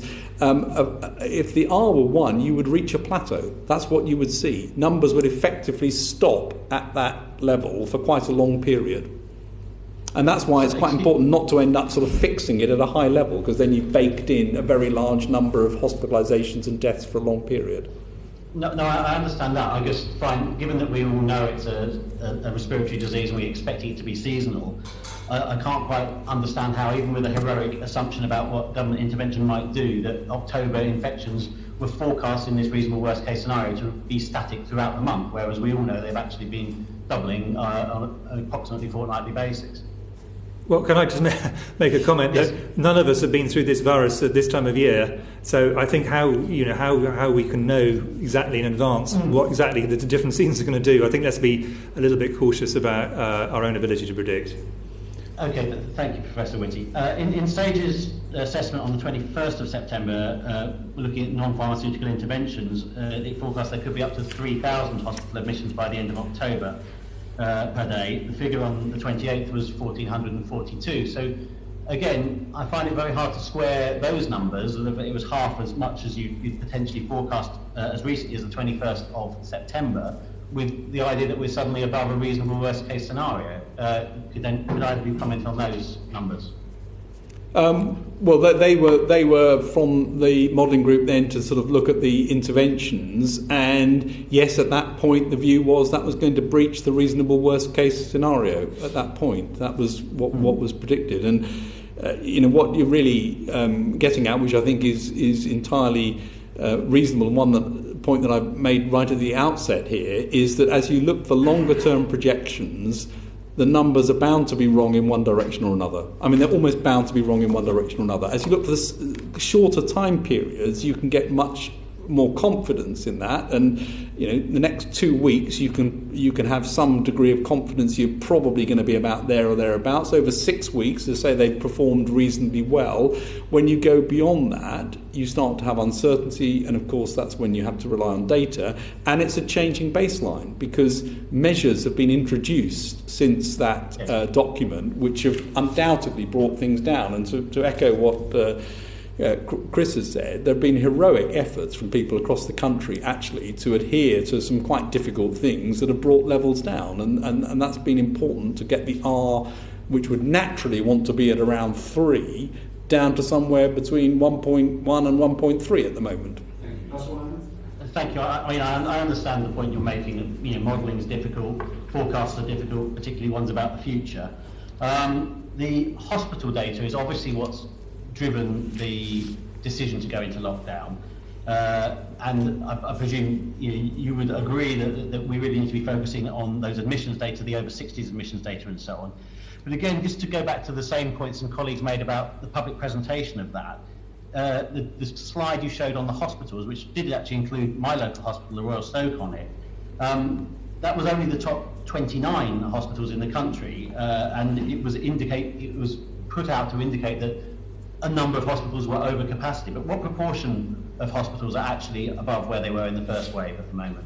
At this point in time, quite a small proportion. What I said and what was on the slide, I have to say, wasn't an absolutely ideal slide in my view, but was from the point of view of being seen on the TV, having sort of seen it replayed, is that those were just hospitals which at this point in time had 100 COVID cases or more. And my point about that was you move from, you've got 100 to you're now about half where it was to, in sequence, a point where a small number of hospitals at this point, but it'll be an increasing number of hospitals, have actually exceeded what they were at the peak. And it was clear from that slide that the number at this point in time is small. And what we're trying to do is try and keep it that way, to get to a situation where a very large number of hospitals are actually exceeded the first wave is exactly what we're trying to prevent. No, I understand. I guess, you said yourself it wasn't an ideal slide. The whole set of slides there was an avalanche of data, and I just wonder whether either of you had any reflections on whether that was an appropriate way to make the case you were making to the nation at large, whether simpler, clearer data would have been more helpful. Very succinctly, Sir Patrick or Professor Whitty, any? Well, I would always like to get things simpler than they were and clearer than they were. That would always be an aim, and clearly some of those slides are quite complicated, and it is a very complicated Professor Whitty? Yeah, well, this committee keeps on telling us to publish more data and publish more data, and when we publish more data, you say you publish too much data. We do our best, and we accept that there is no perfection in this. Touche. I think Catherine Fletcher is next. Thank you, Chair. Gentlemen, thank you for your time today, but also for your service. I'm sure it's not been an easy few months. Can I just thank you for the acknowledgement that you've made about the efforts that have been going on in Lancashire, Liverpool, Greater Manchester and other large parts of the North West to keep that R rate down. it's been a difficult few weeks. And my question to you is basically on their behalf. So they've been doing lots of work. There's quite a lot of people saying the existing tier restriction systems hasn't worked, and therefore how can we believe that a lockdown is going to work? And I wanted to maybe dive into the behavioural side of the modelling. There was talk that we had underestimated the levels of compliance in the original lockdown, and I wonder whether we have overestimated levels of compliance in the slightly complex local restrictions that we've been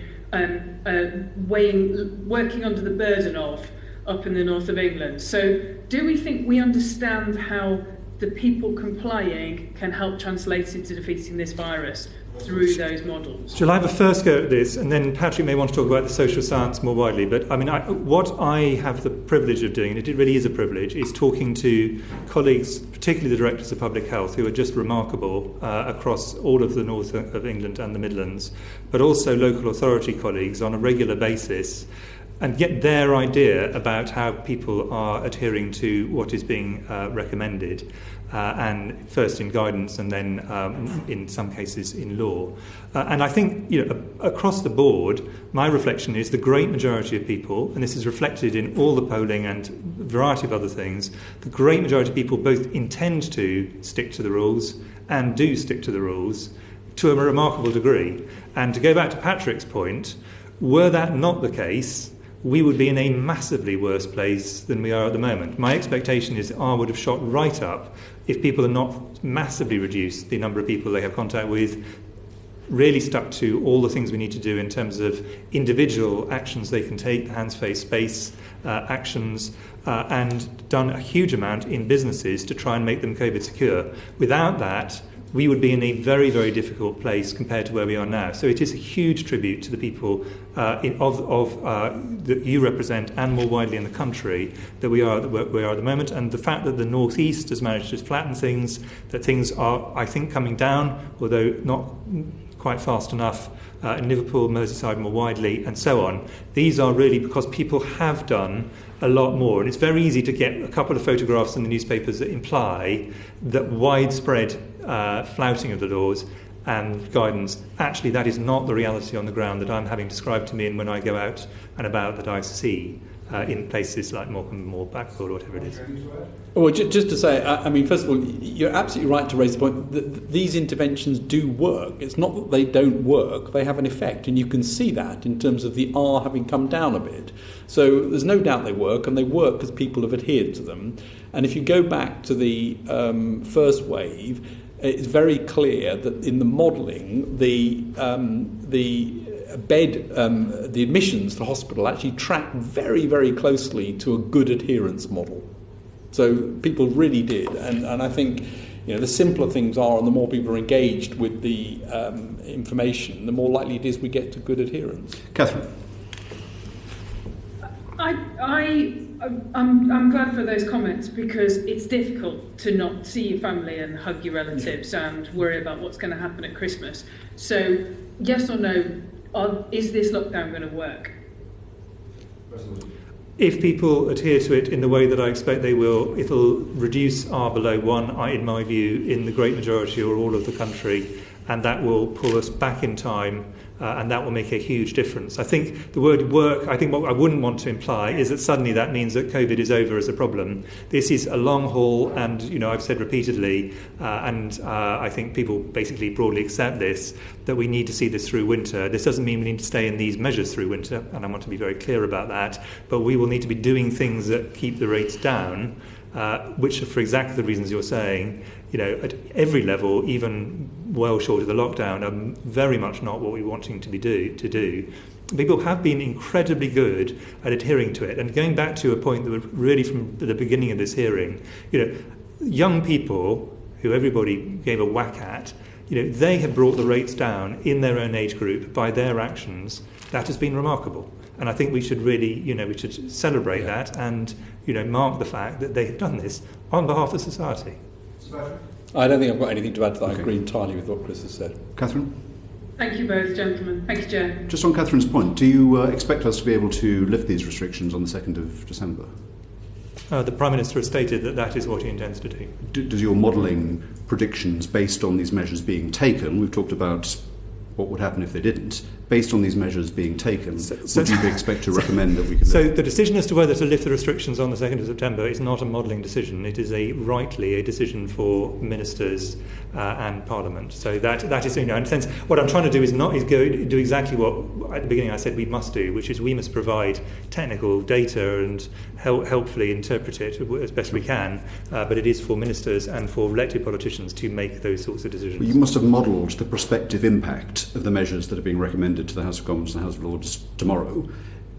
If we adopt these measures, if we vote for them, will they succeed according to your best ability to forecast this? Do we think that they've got a good chance, a reliable chance of succeeding to the point that they can be begun to be lifted on the 2nd of December? I think that the aim of this is to get the rates down far enough that it's a realistic possibility to move into a different state of play at that point in time. Carol Meyer. Thank you, Chair. And can I say to start with, more data is better. I think all of us on the committee would agree with that. And it's up to people how they interpret it. But as people who advise the Prime Minister, are you confident that your advice is actually being heeded and acted upon? Well, I'll have a go at that, Chris. And then, I mean, our job is to make sure that the science advice that we pull together is heard and understood and can inform, therefore, decision making.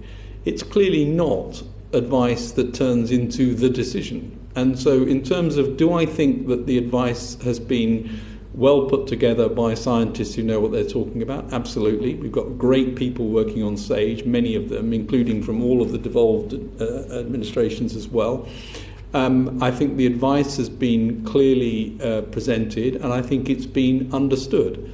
Now, as we've alluded to several times during this, there are many other factors that need to be taken into account, including economic analyses, including other societal considerations that must ultimately come into a decision. So I don't think it's sort of linear to say, you know, has the science advice been taken and turned into action? I think that's a decision for ministers. I talk to my fellow CMOs from the four nations, very regularly. I mean, often on a daily basis, and I'm very confident that in all four nations, and that therefore represents multiple parties. If you look across the four nations of the UK and then local authorities, that people are listening to medical advice in a way which has not happened for a very long time, and that's for a bad reason, which is you've got a pandemic on our hands. But I don't think I'm sensing from my fellow CMOs, from the Directors of Public Health, that they're not being listened to at all, actually, in any of these environments. I'm not making a point about any particular administration or any particular level of government. What therefore then happens is politicians have to take difficult decisions that integrate the economic and societal aspects as well, which is as it should be. So we've seen across the world, actually, those that have taken action quickly have seen a less of an economic impact. So I don't really want to get down the line of it, but I mean, why are we at the moment among the worst in the world at dealing with this pandemic? Patrick? Well, I think there's a long way to go in understanding how this all plays out across different countries. We've clearly had a big infection, for sure. We got seeded with multiple introductions in February and March, and we had a very big nationwide pandemic, whereas I think many other countries ended up with quite localised outbreaks. We ended up with one right the way across the country, so I think that's been a big problem. And I think all sorts of reasons to do with population demographics and other things have played into that as well. I mean, we're broadly similar, of course, to other countries in Europe, not all of them, and we know that some that have had very well-funded and well-structured public health systems, like Germany, have done very well. I still don't really understand why. Even they don't really understand why they're different. So I think there's a long way to go to understand why there are differences. But your general point, which is that I think what's become absolutely clear is that it's important to go quite early and to go quite significant in terms of reaction to this. And it's a problem because, of course, at the time you need to move, the problem isn't evident. And that's exactly what we're facing at the moment. Carol. But Sir Patrick, if I could continue, then you made your prediction, scenario, whatever you're calling it, and can actually take you to task slightly on that, because you tried to make a difference between what is a scenario and what is a prediction. And then when answering questions to my colleague Garen Bell a few minutes ago, you referred to your own prediction, not scenario. So I think it's difficult for members of the public and indeed politicians to understand the difference between predictions and scenarios if these words seem interchangeable. But on the 21st of September, you've referred to that already this afternoon, you made this prediction stroke scenario. And yet here we are over 6 weeks later, and it seems as though we're only now starting to pay heed to this. Have we learned no lessons since March? Well, that just to be very clear, on the 21st, what I said was very clearly not a prediction. It was a model saying if it doubles, this is what it could look like. It turns out that it does look like what we said, not because it doubled, because it started from a higher baseline, but those numbers did turn out to be just about exactly where we ended up in October. And I think that's exactly the point. These things are things you need to take account of when you see them. They're there. So having seen what happened in March, why were we not acting on the 21st of September? Why did we wait till the 31st of October before we saw England taking any action?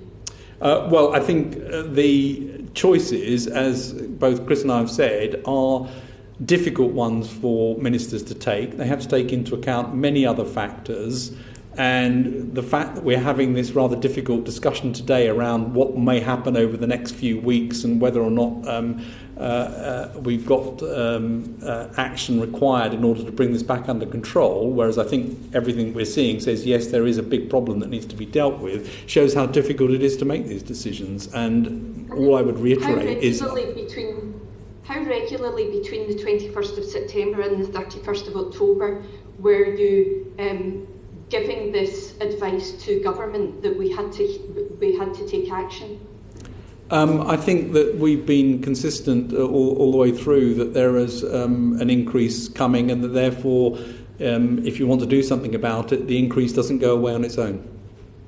So how many times have you given this advice? Well, I think probably Chris and I have been meeting in meetings virtually every day.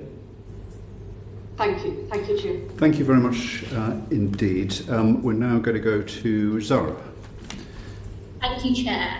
So the proposed set of restrictions will see education institutions staying open. We've seen data from the Office of National Statistics showing that the biggest growth rate is amongst secondary school pupils, and the National Education Union have analysed these figures, showing that virus levels are now 9 times higher among primary school pupils and a shocking 50 times higher among secondary school pupils since the start of term in September. On one particular day, the 15th of October, the Department of Education estimated that 412,000 state school pupils weren't at school for COVID-related reasons. That's a huge number.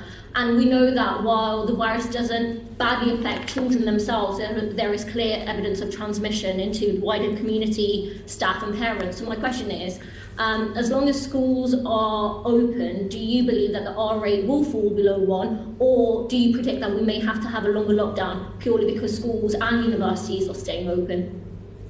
Do you want me to first go there? Why don't you comment, because I'll comment first, because the Chief Medical Officers did a joint, for the 4 nations, all the CMOs and all the DCMOs did a joint statement on this because they wanted to be really clear about where they stood on it.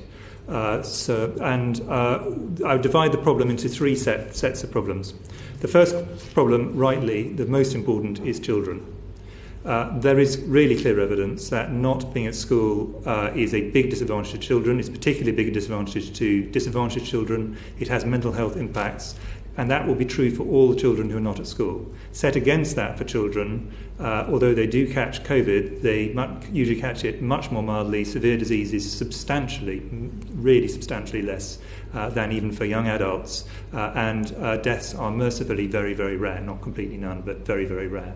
So on balance of risk for children, the balance of risk, in our view, professionally, is firmly for children to be at school. The second set of questions, which are legitimately asked, are what are the risks to teachers? And that is a fair question. The risks from internationally, although the data are not absolutely overwhelming, but all the data, including ONS data, do not imply that teachers are a high-risk occupation, unlike, for example, social care workers, medical staff like myself, and others who do, when they go into work, they have an increased risk. The rates, if you look at the ONS rates, they look almost identical to the communities from which they are drawn at this point in time. Now, that, data can move on, but at this point in time, that would be my judgment as a public health epidemiologist. And then the third bit is the question about R. And here, I think we have quite a lot of consensus that the rates, or the transmission in primary school children probably is a relatively small contribution. It won't be zero, but really pretty small. I think there's more debate around the questions around secondary school, particularly older secondary school children, so 17, 18, 19-year-old. But in a sense, then there's a societal question. Given the huge benefits to children, what is the right balance for society? And that's, in my view, fundamentally a political question. But the reality is, in our view, that the benefits to children are really clear. Zara. Thank you. I'm just going to move on to university education. So on the 21st of September, SAGE advised that higher education tuition should move online or distance learning for first term until prevalence has fallen.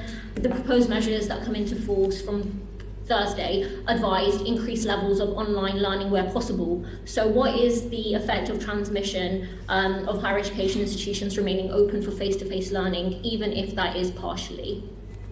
Well, I think all of the things that are open carry some price on R, and so that's just a fact that the more contacts you've got, the more interactions you have, you will increase the pressure on R.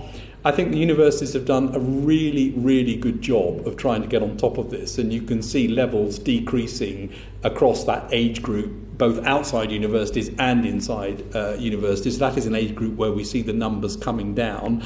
I think many of them have really done a lot in terms of trying to test in their own institutions. They will have to make their own judgments around what is a course that's best delivered face-to-face and what can reasonably be done online, and many of them have gone to very large lengths in order to make that happen. And they've also gone, I think, a long way in terms of making sure that they've got appropriate ventilation in rooms and space and so on. So I think the universities are handling this in a very mature way in order to try and make sure they get on top of this. And as I say, the evidence is that amongst that age group, things are coming down a bit in some places. Sorry. Thank you. In Coventry, specifically, as my constituency is there, the Cannon Park area and the university area have seen the highest concentration of cases, and that has been the case for some period of time. There have been around 119 university COVID outbreaks so far this term, and figures from the University and College Union say that there have been more than 35,000 student cases since term began. In what scenario could we see universities being told quite firmly that they must move all non-essential in-person teaching to online? And what would you say to students who feel like they're locked in their university halls or in private accommodation, who are essentially trapped and want to go home before we move into a national lockdown or just before Christmas? Well, I'm going to try and stick to the science on this. I mean, there are lots of questions in there about, how universities want to run and what politicians may want to advise. But in terms of the impact, as I say, I think the universities have actually done a rather good job of making sure that this is damped down. I do think there's a real issue about two things. One is the quality of education people are getting, which is important. I think that needs to be, in some cases, face-to-face. That will be important for some courses and some approaches. And it is obviously important that the mental health and other aspects of student life are properly considered, and it cannot be nice to be locked in a place for isolation. And I know universities are thinking about that very hard. Sarah? Thank you, that's all for me. Thank you very much indeed. Mark Logan, please. Thank you, Chair. Sir Patrick and Professor Whitty, I was just wondering what advice does SAGE give to government in making decisions where evidence is weak, for example, on the closing of places of worship? Yes. Well, what we've said in terms of looking at a package that might get R below 1, and that's really what the aim is that it has to be a package. So you had to think of this as a series of things that interrupt individual activities, but also as a whole will have an effect on contact and interaction. And the danger in trying to then pick apart each one, and when you get down to the ones towards the lower level, where you might say, well, this doesn't make much of an impact on its own, is that you keep cutting things off and then you end up with a suboptimal package that doesn't get R below 1.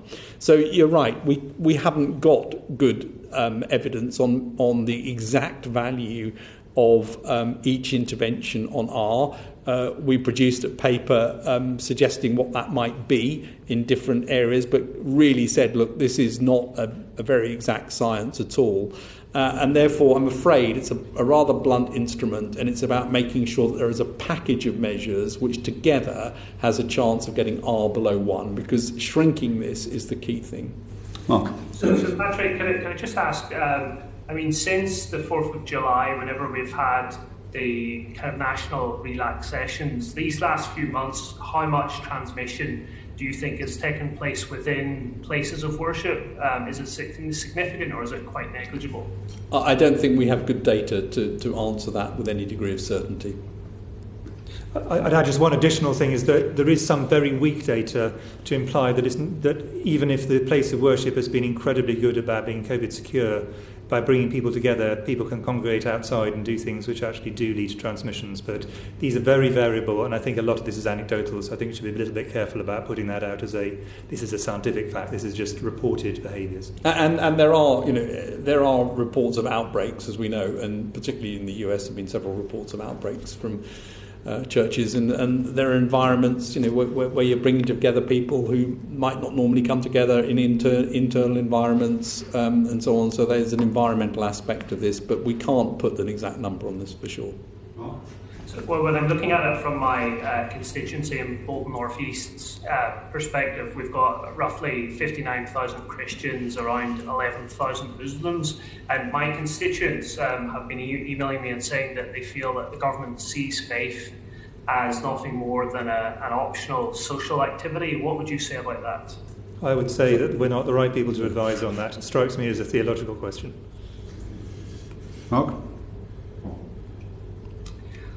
Well, I mean, I think it's quite important, because if we want people and constituents like right across the country to actually adhere to government's advice and the science, that we make a convincing argument. And when I'm looking at the SAGE advice from, I think it's the MPI paper of the 21st of September, it doesn't make a hugely convincing argument about the R rate in relation to places of worship. So I'm just wondering, is there any way in which, you've talked about the whole package, but when it comes to places of worship, would you advise potentially the government to reconsider on this one example? We are trying to avoid a situation where we're constantly double guessing at a micro level what individual government decisions are.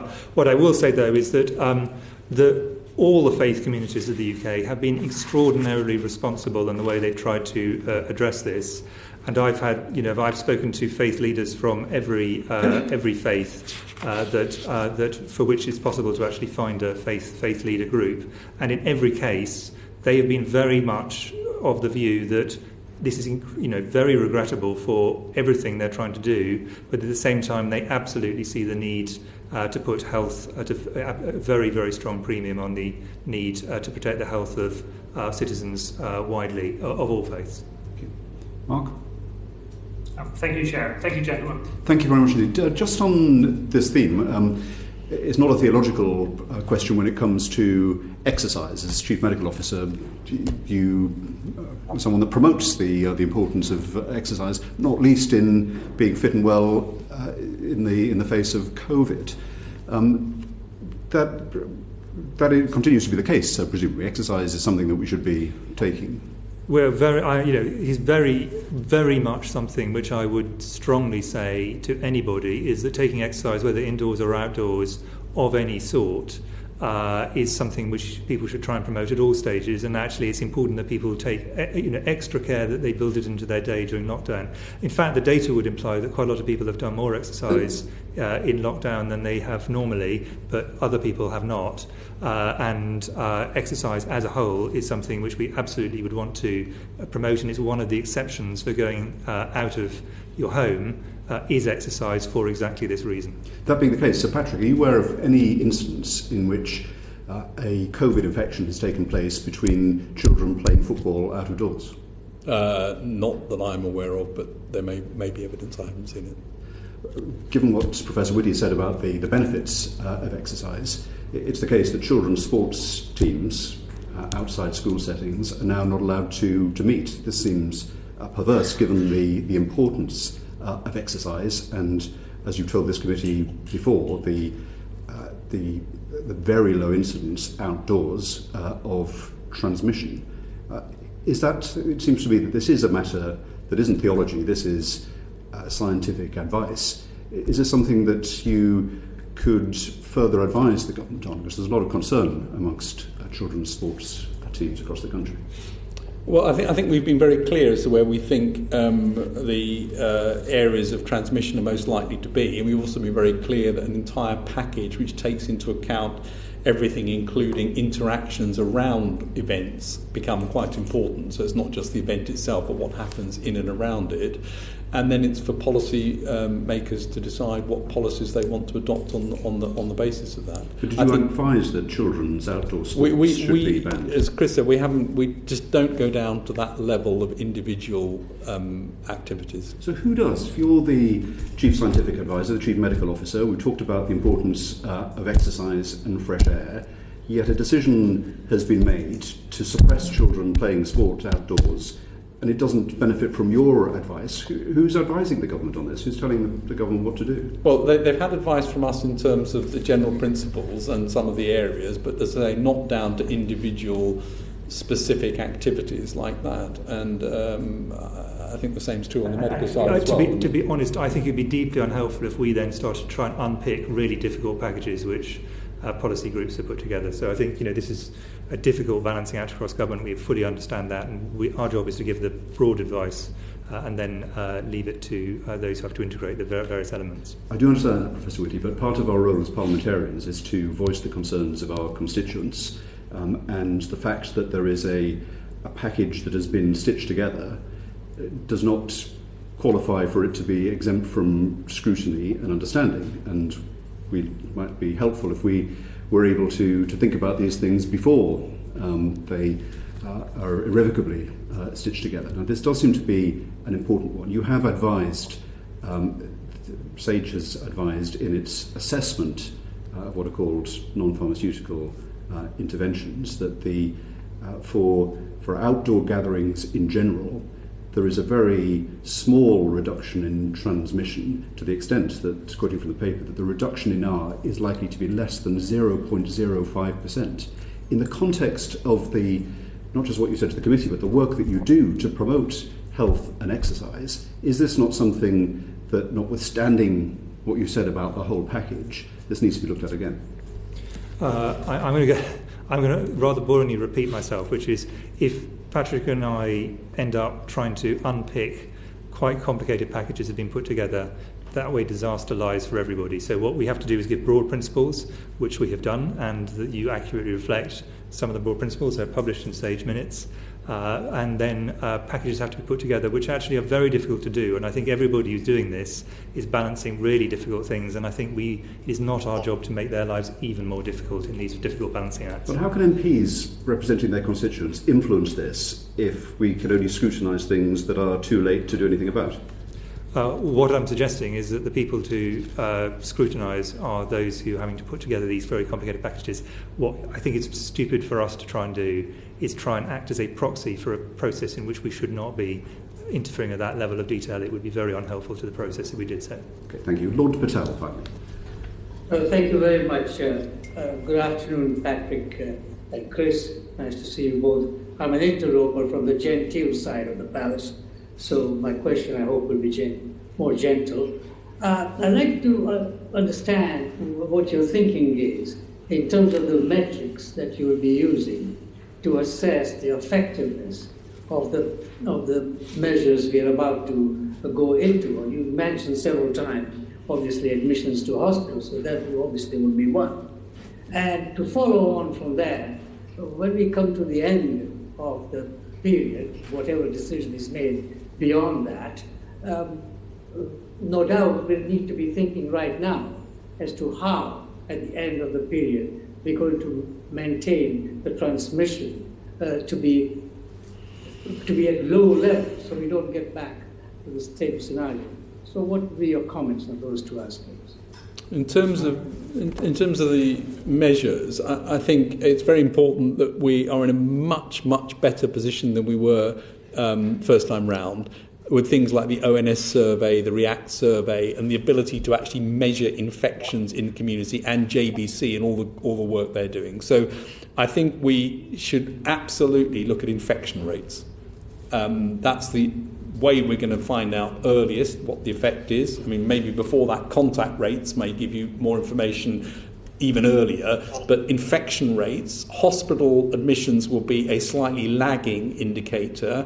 And then, obviously, unfortunately, there will be deaths, and they will be an even more lagging indicator.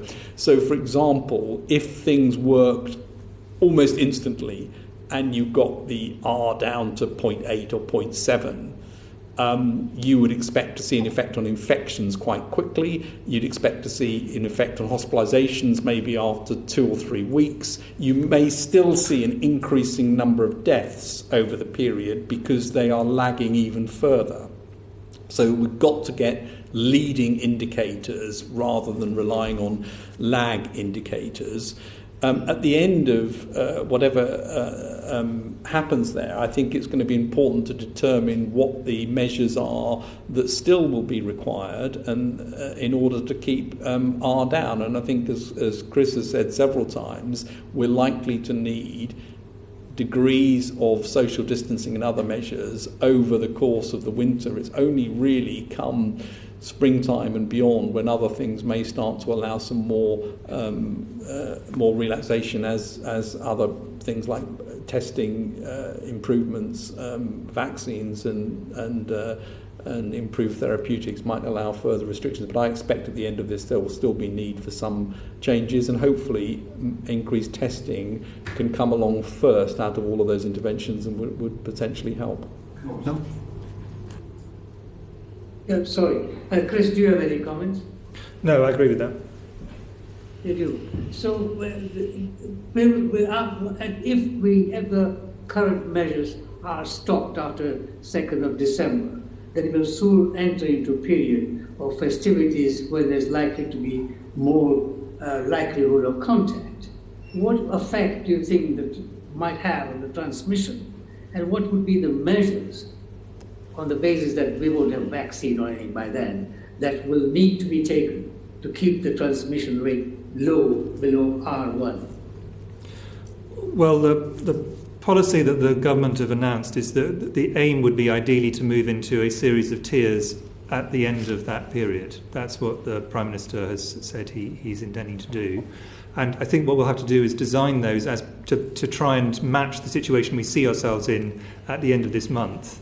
Epidemiologically, and you are quite right, Lord Patel, that the festive season for all religious traditions, and obviously they come at slightly different times, do have risks associated with them. There's no two ways about that. That's true for every religion. That's one of the reasons why festivals are held, and we'll have to work out ways in which we can advise people in a way that maximises their ability to keep to the essence of what is the festivity, but minimises the risk of transmission. And that we're trying to work that through at the moment. But how risky that's going to be, how far we can go down that path, will very much depend on what epidemiological situation we face as we head into December and towards the peak festive season at the end of the year. Lord Patel. Thank you both very much. And the burden on your shoulders is enormous. and couldn't think of two better guys to do it. Thank you, Chairman. Thank you very much indeed, Lord Patel. Just a question on what Lord Patel alluded to about the criteria for coming out of the proposed restrictions. Is it possible to imagine lifting the restrictions if the R is still greater than 1? Well, I think that, in a sense, the aim of the whole thing is to make sure that R is not greater than 1. Mm-hmm. But if we get to the 2nd of December and R is greater than 1, does that mean that we can't come out? I do think it is sensible to see how we go on this. I have quite a lot of faith in the adherence of the general public in a way that will lead to the R reducing. I really do not. That is what I anticipate. That's what all the polling and other data show. People intend to do this, and I'm expecting that the R will drop. So you expect by the 2nd of December the R to be less than 1? Yes. I mean, nothing is certain in this world, and it may not be absolutely everywhere, but my expectation is that over the country as a whole, that is what I would hope. If the R were very slightly above 1, and the NHS were adjudged to be able to have the capacity to cope with it, given the importance of overrunning the NHS's capacity in this, would it be possible to contemplate that the infection could still be spreading, albeit at a rate that we could contain comfortably within the capacity of the NHS? Well, I think that the problem we have here, Chair, is, and I'm making an obvious point to you, but we have almost infinite future scenarios as to what this could look like come the end of this month. And rather than try to sort of speculate on what, almost infinite numbers of them, which may well be regionally different, they may well have different stages of the NHS capacity being threatened and so on in different parts of the country.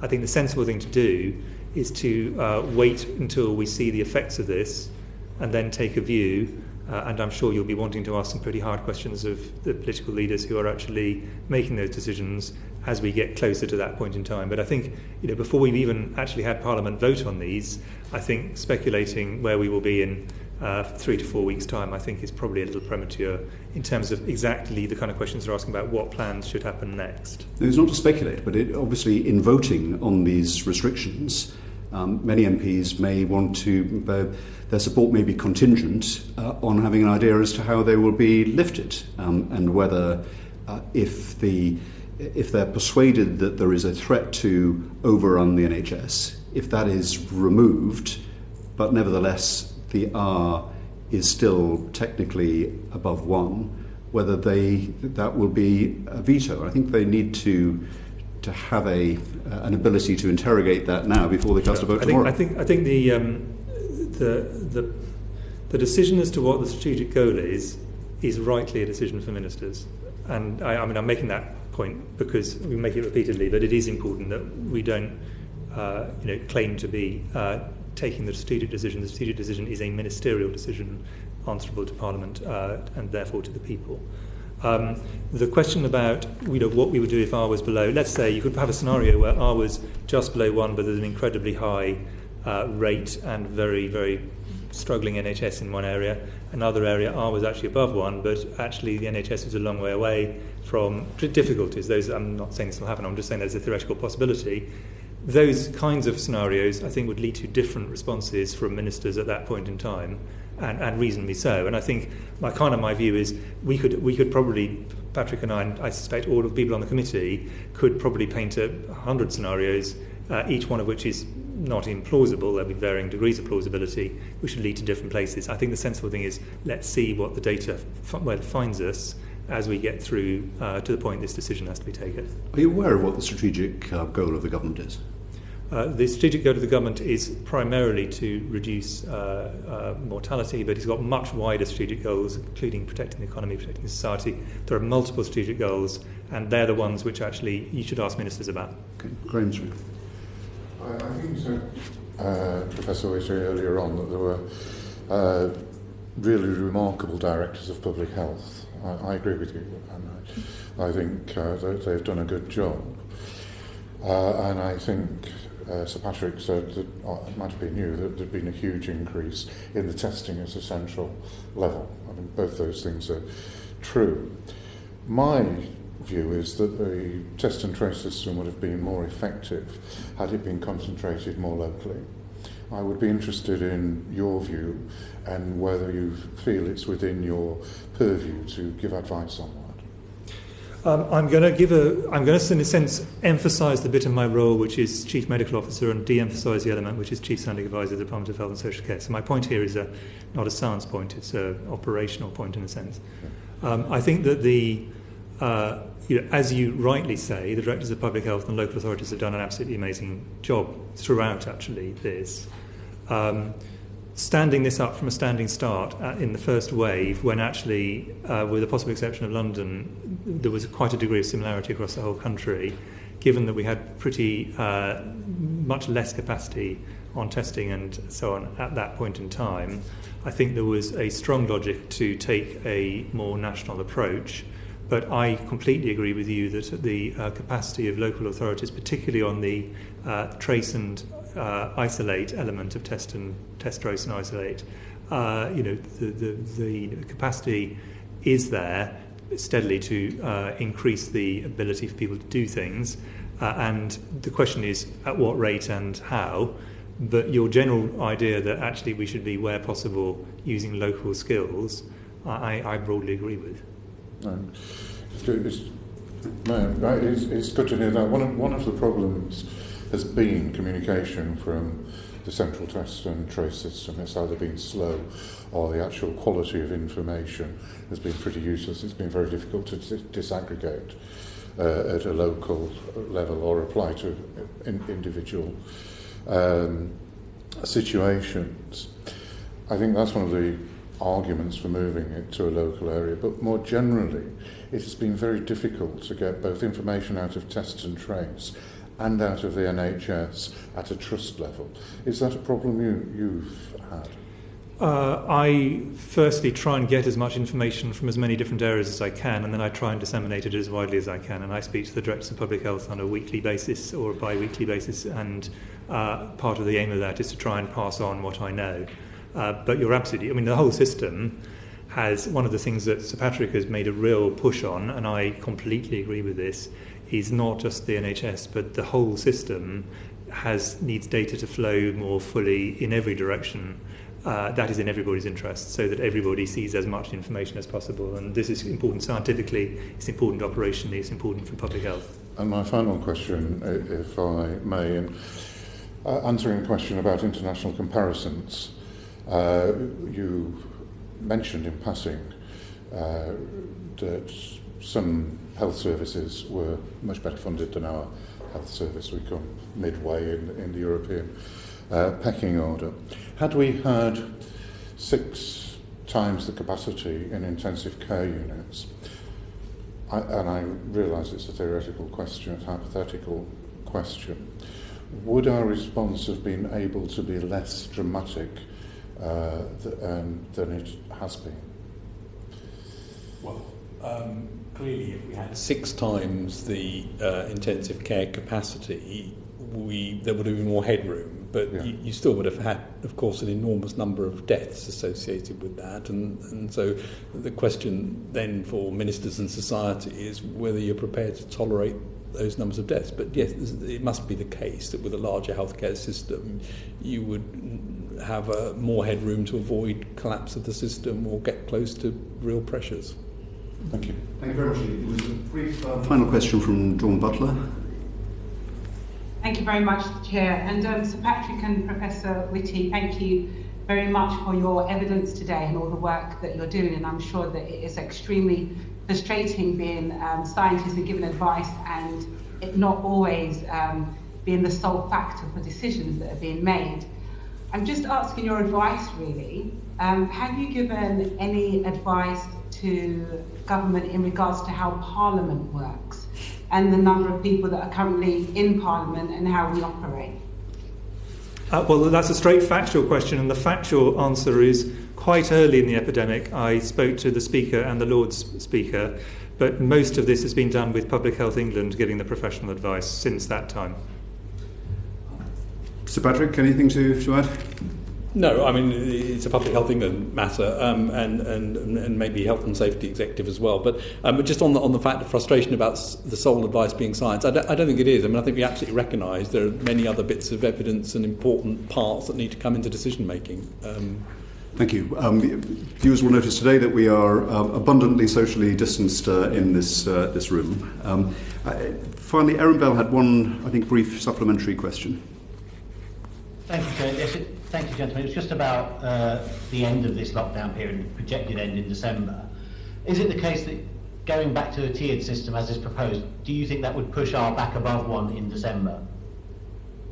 I think that very much depends on the situation we find ourselves in and what takes its place, and that's two imponderables. Right. I mean, the proposal at the moment is to go back to the tiered system we currently have, and if any relaxations will clearly push R back up again. So is there an absolute case rate that you'd want to see by the end of this lockdown period before you'd recommend relaxations? For example, would it be sub 200, given that the average in England is around 300 at the moment? I think that the Prime Minister would probably want us to look at whether there should be variations on exactly the same tiering system as at the moment, rather than just assuming we would just revert to an absolutely identical one. I think there's a lot to learn, and in fact, the next 2 or 3 weeks we will start to see the effects of the tiering in an even more granular way than we've got to date, and I think we should wait until we've got that before we start to decide how best to use that in future. Okay, thank you both very much. Are you comfortable with the prospect that Wales may lift its restrictions whilst England is imposing them? I am very strongly of the view that under the devolved settlement, what happens in Wales is for Wales. I talk to my Welsh colleagues regularly, but I certainly don't see that as something which I should interfere with in any way. But if it's the case that there are different restrictions in Wales, reflecting no doubt different choices and circumstances there, is it reasonable for Cornwall, for example, or Devon, to have a different regime over the next 4 weeks than London and Birmingham? Well, the whole basis of the last few weeks has been that there has been significant difference in contrast to the first wave, which was, as I say, pretty similar across the country in different parts of the country. One of the things that I think is been happening at the moment is because the R is in fact higher in some of the lower areas now, that difference is being eroded. So I think that's just an epidemiological point. But the settlement, the reality is the settlement for health is there is an English system and there is a Welsh system. And it is important that we respect the fact that those are separate systems. So it's a reflection of the constitutional settlement. It is a reflection of the constitutional settlement. Epidemiological. Exactly so. But the point that Chris has just made, that the growth is actually faster in some of the low prevalence areas, is important because that growth isn't visible to people, and it comes back to the point that the tendency is to want to act when things are very extreme and you can see hospitals in real trouble, whereas actually there's a real merit in acting sooner to stop areas becoming high prevalence areas. Indeed, but if I take the case of Devon, for example, there's been a rate of less than 100 infections per 100,000 population since the middle of October. That seems to have been relatively stable by contrast to other places. So I was interested in whether there was the capacity to have differences such as there is between the two sides of the border in England and Wales. Clearly that has been the basis of policy for the last few weeks. And I think our worry in the southwest in general is that it's not just a matter of the rate, which is certainly higher than in some parts of the north now, but also the fact that the actual bed base and other issues mean that, in fact, the ability to constrain that is also different. So these things are it's not just about our numbers, it's also about where you find yourself. Thank you. And very finally, there is a school of thought. There is something called the Great Barrington Declaration that I think you'll be familiar with, whose view, the signatories' view, is that there should be a different approach to managing this pandemic, such as the more perhaps aggressive shielding of vulnerable people. Do you model the prospective impact of different approaches, or is your work on SAGE exclusively focused on the the lockdown and social distancing measures that we've been talking about today? Can I have a first go at that, and Patrick might want to? I have no doubt that the people, the scientists and others involved in the Great Barrington Declaration feel they're providing a useful contribution, and I mean no disrespect to them in what I'm about to say at all. But I think that the basis of this, although it says some perfectly sensible things like lockdowns are very destructive, none of one can argue with that. The basis for this is, in my view, scientifically weak, probably flawed, actually, dangerously flawed, operationally impractical, and I have to say personally, I think ethically a little difficult. If I can just explain why that is, and then Patrick might want to say a little bit about how SAGEs view this. The biggest weakness in this is that it starts from the thesis that inevitably herd immunity will be acquired if you leave things long enough. That is not the case for a very large proportion of the most important diseases in the world, and all the ones I've worked on, you never acquire herd immunity, ever. You don't for malaria, you don't for HIV, you don't for Ebola, you don't for most of the things that come in from the front door of a hospital. You just don't. It never occurs. So the idea that this is an inevitable thing, which I think is a fundamental tenet to this, is simply incorrect. We do know that with this particular infection, that you can get some degree of immunity early on. I think that's reasonably clear, but we do not know how long that lasts for. And you'd have to get up to, even if it could be achieved over time, and people maintain that immunity for long enough, you need to get up to probably 60 to 70% of the population, which we are a very long way short of. And so, for all of those reasons, I think that that bit of it is basically wrong. The second bit, which is, I think, problematic, is the next assumption is that you have what they call focused protection, by which they mean identifying all the people who are vulnerable and keeping them out of the way of anyone who might have the disease. That's theoretically a perfectly attractive idea. Practically with this disease, which is a huge force of transmission, where you can catch it from people who don't have any symptoms and which is highly transmissible and is everywhere, the idea you can do that and do it for year after year is simply impractical. Everyone has looked at this, and we've been asked this multiple times, and SAGEs has looked at this, and Patrick might wish to talk about how SAGEs looked at this. Says what a great idea until they look at the practicalities. How are you going to look after people in nursing homes? How will you look after people in hospitals? How will the elderly meet their grandchildren? So it is then, secondly, practically not possible.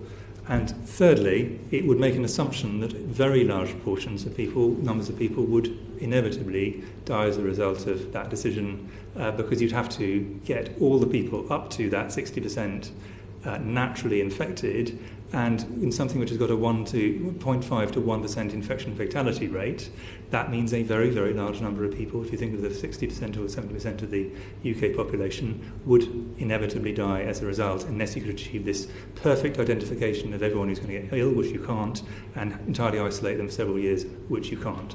Other than that, it no doubt has some merits. But that's the reason why I'm really quite cautious of this, and I share, therefore, with the Director General of the World Health Organization the view that, given all of those, to have this as an element of policy would be ethically really difficult. There is only one place you should be thinking to get herd immunity as an element of policy, and that is when you have a good vaccine.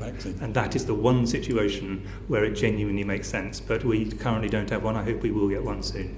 Thank you. Patrick? Yeah, well, we published a paper outlining exactly that a few weeks ago as the argument as to why this really is not a good idea and why it's got some fatal flaws to the argument. Two others that I would add. I mean, first of all, I completely agree that you get to an attempt to herd immunity through vaccination if you can. But that's not always possible either. Two other things just to bear in mind. It's not that people under the age of 70 do not die from this disease. You do get deaths, and so even if you were able to shield totally, you would still see a significant number of deaths in younger people as it went through the population. And we also know that the long COVID syndrome causes quite a lot of problems for people, so you'd have a big burden from that as well. And the final point, just to build on something Chris said, is multi-generational households are a very real thing in this country, particularly amongst certain communities, and that would be a major problem. You would be essentially causing a big problem amongst some of the communities that are most hard hit by this already.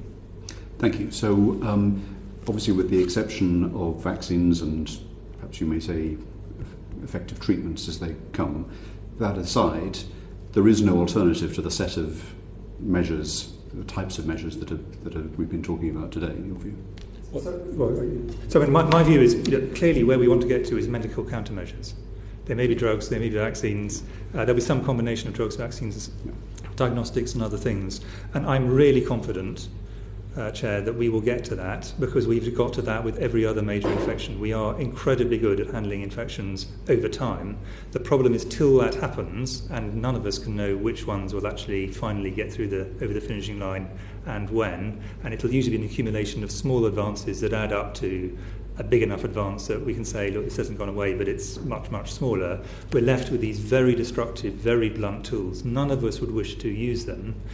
And if you could say then we'll never get a scientific answer, then you might say, well, okay, fine, it's never going to happen. But in fact, anyone who thinks about this would be very confident that over the next year, probably even sooner than that, we will have multiple shots on goal from science.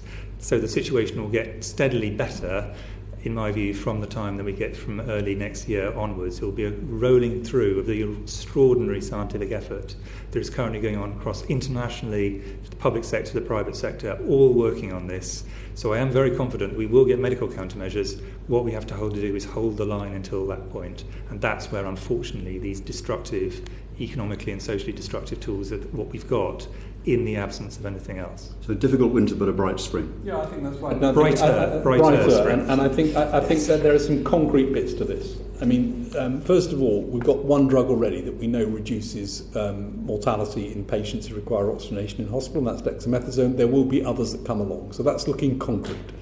Second is testing technologies, near patient testing and things which are faster are here and now. They're beginning to happen. That will improve the ability to do that.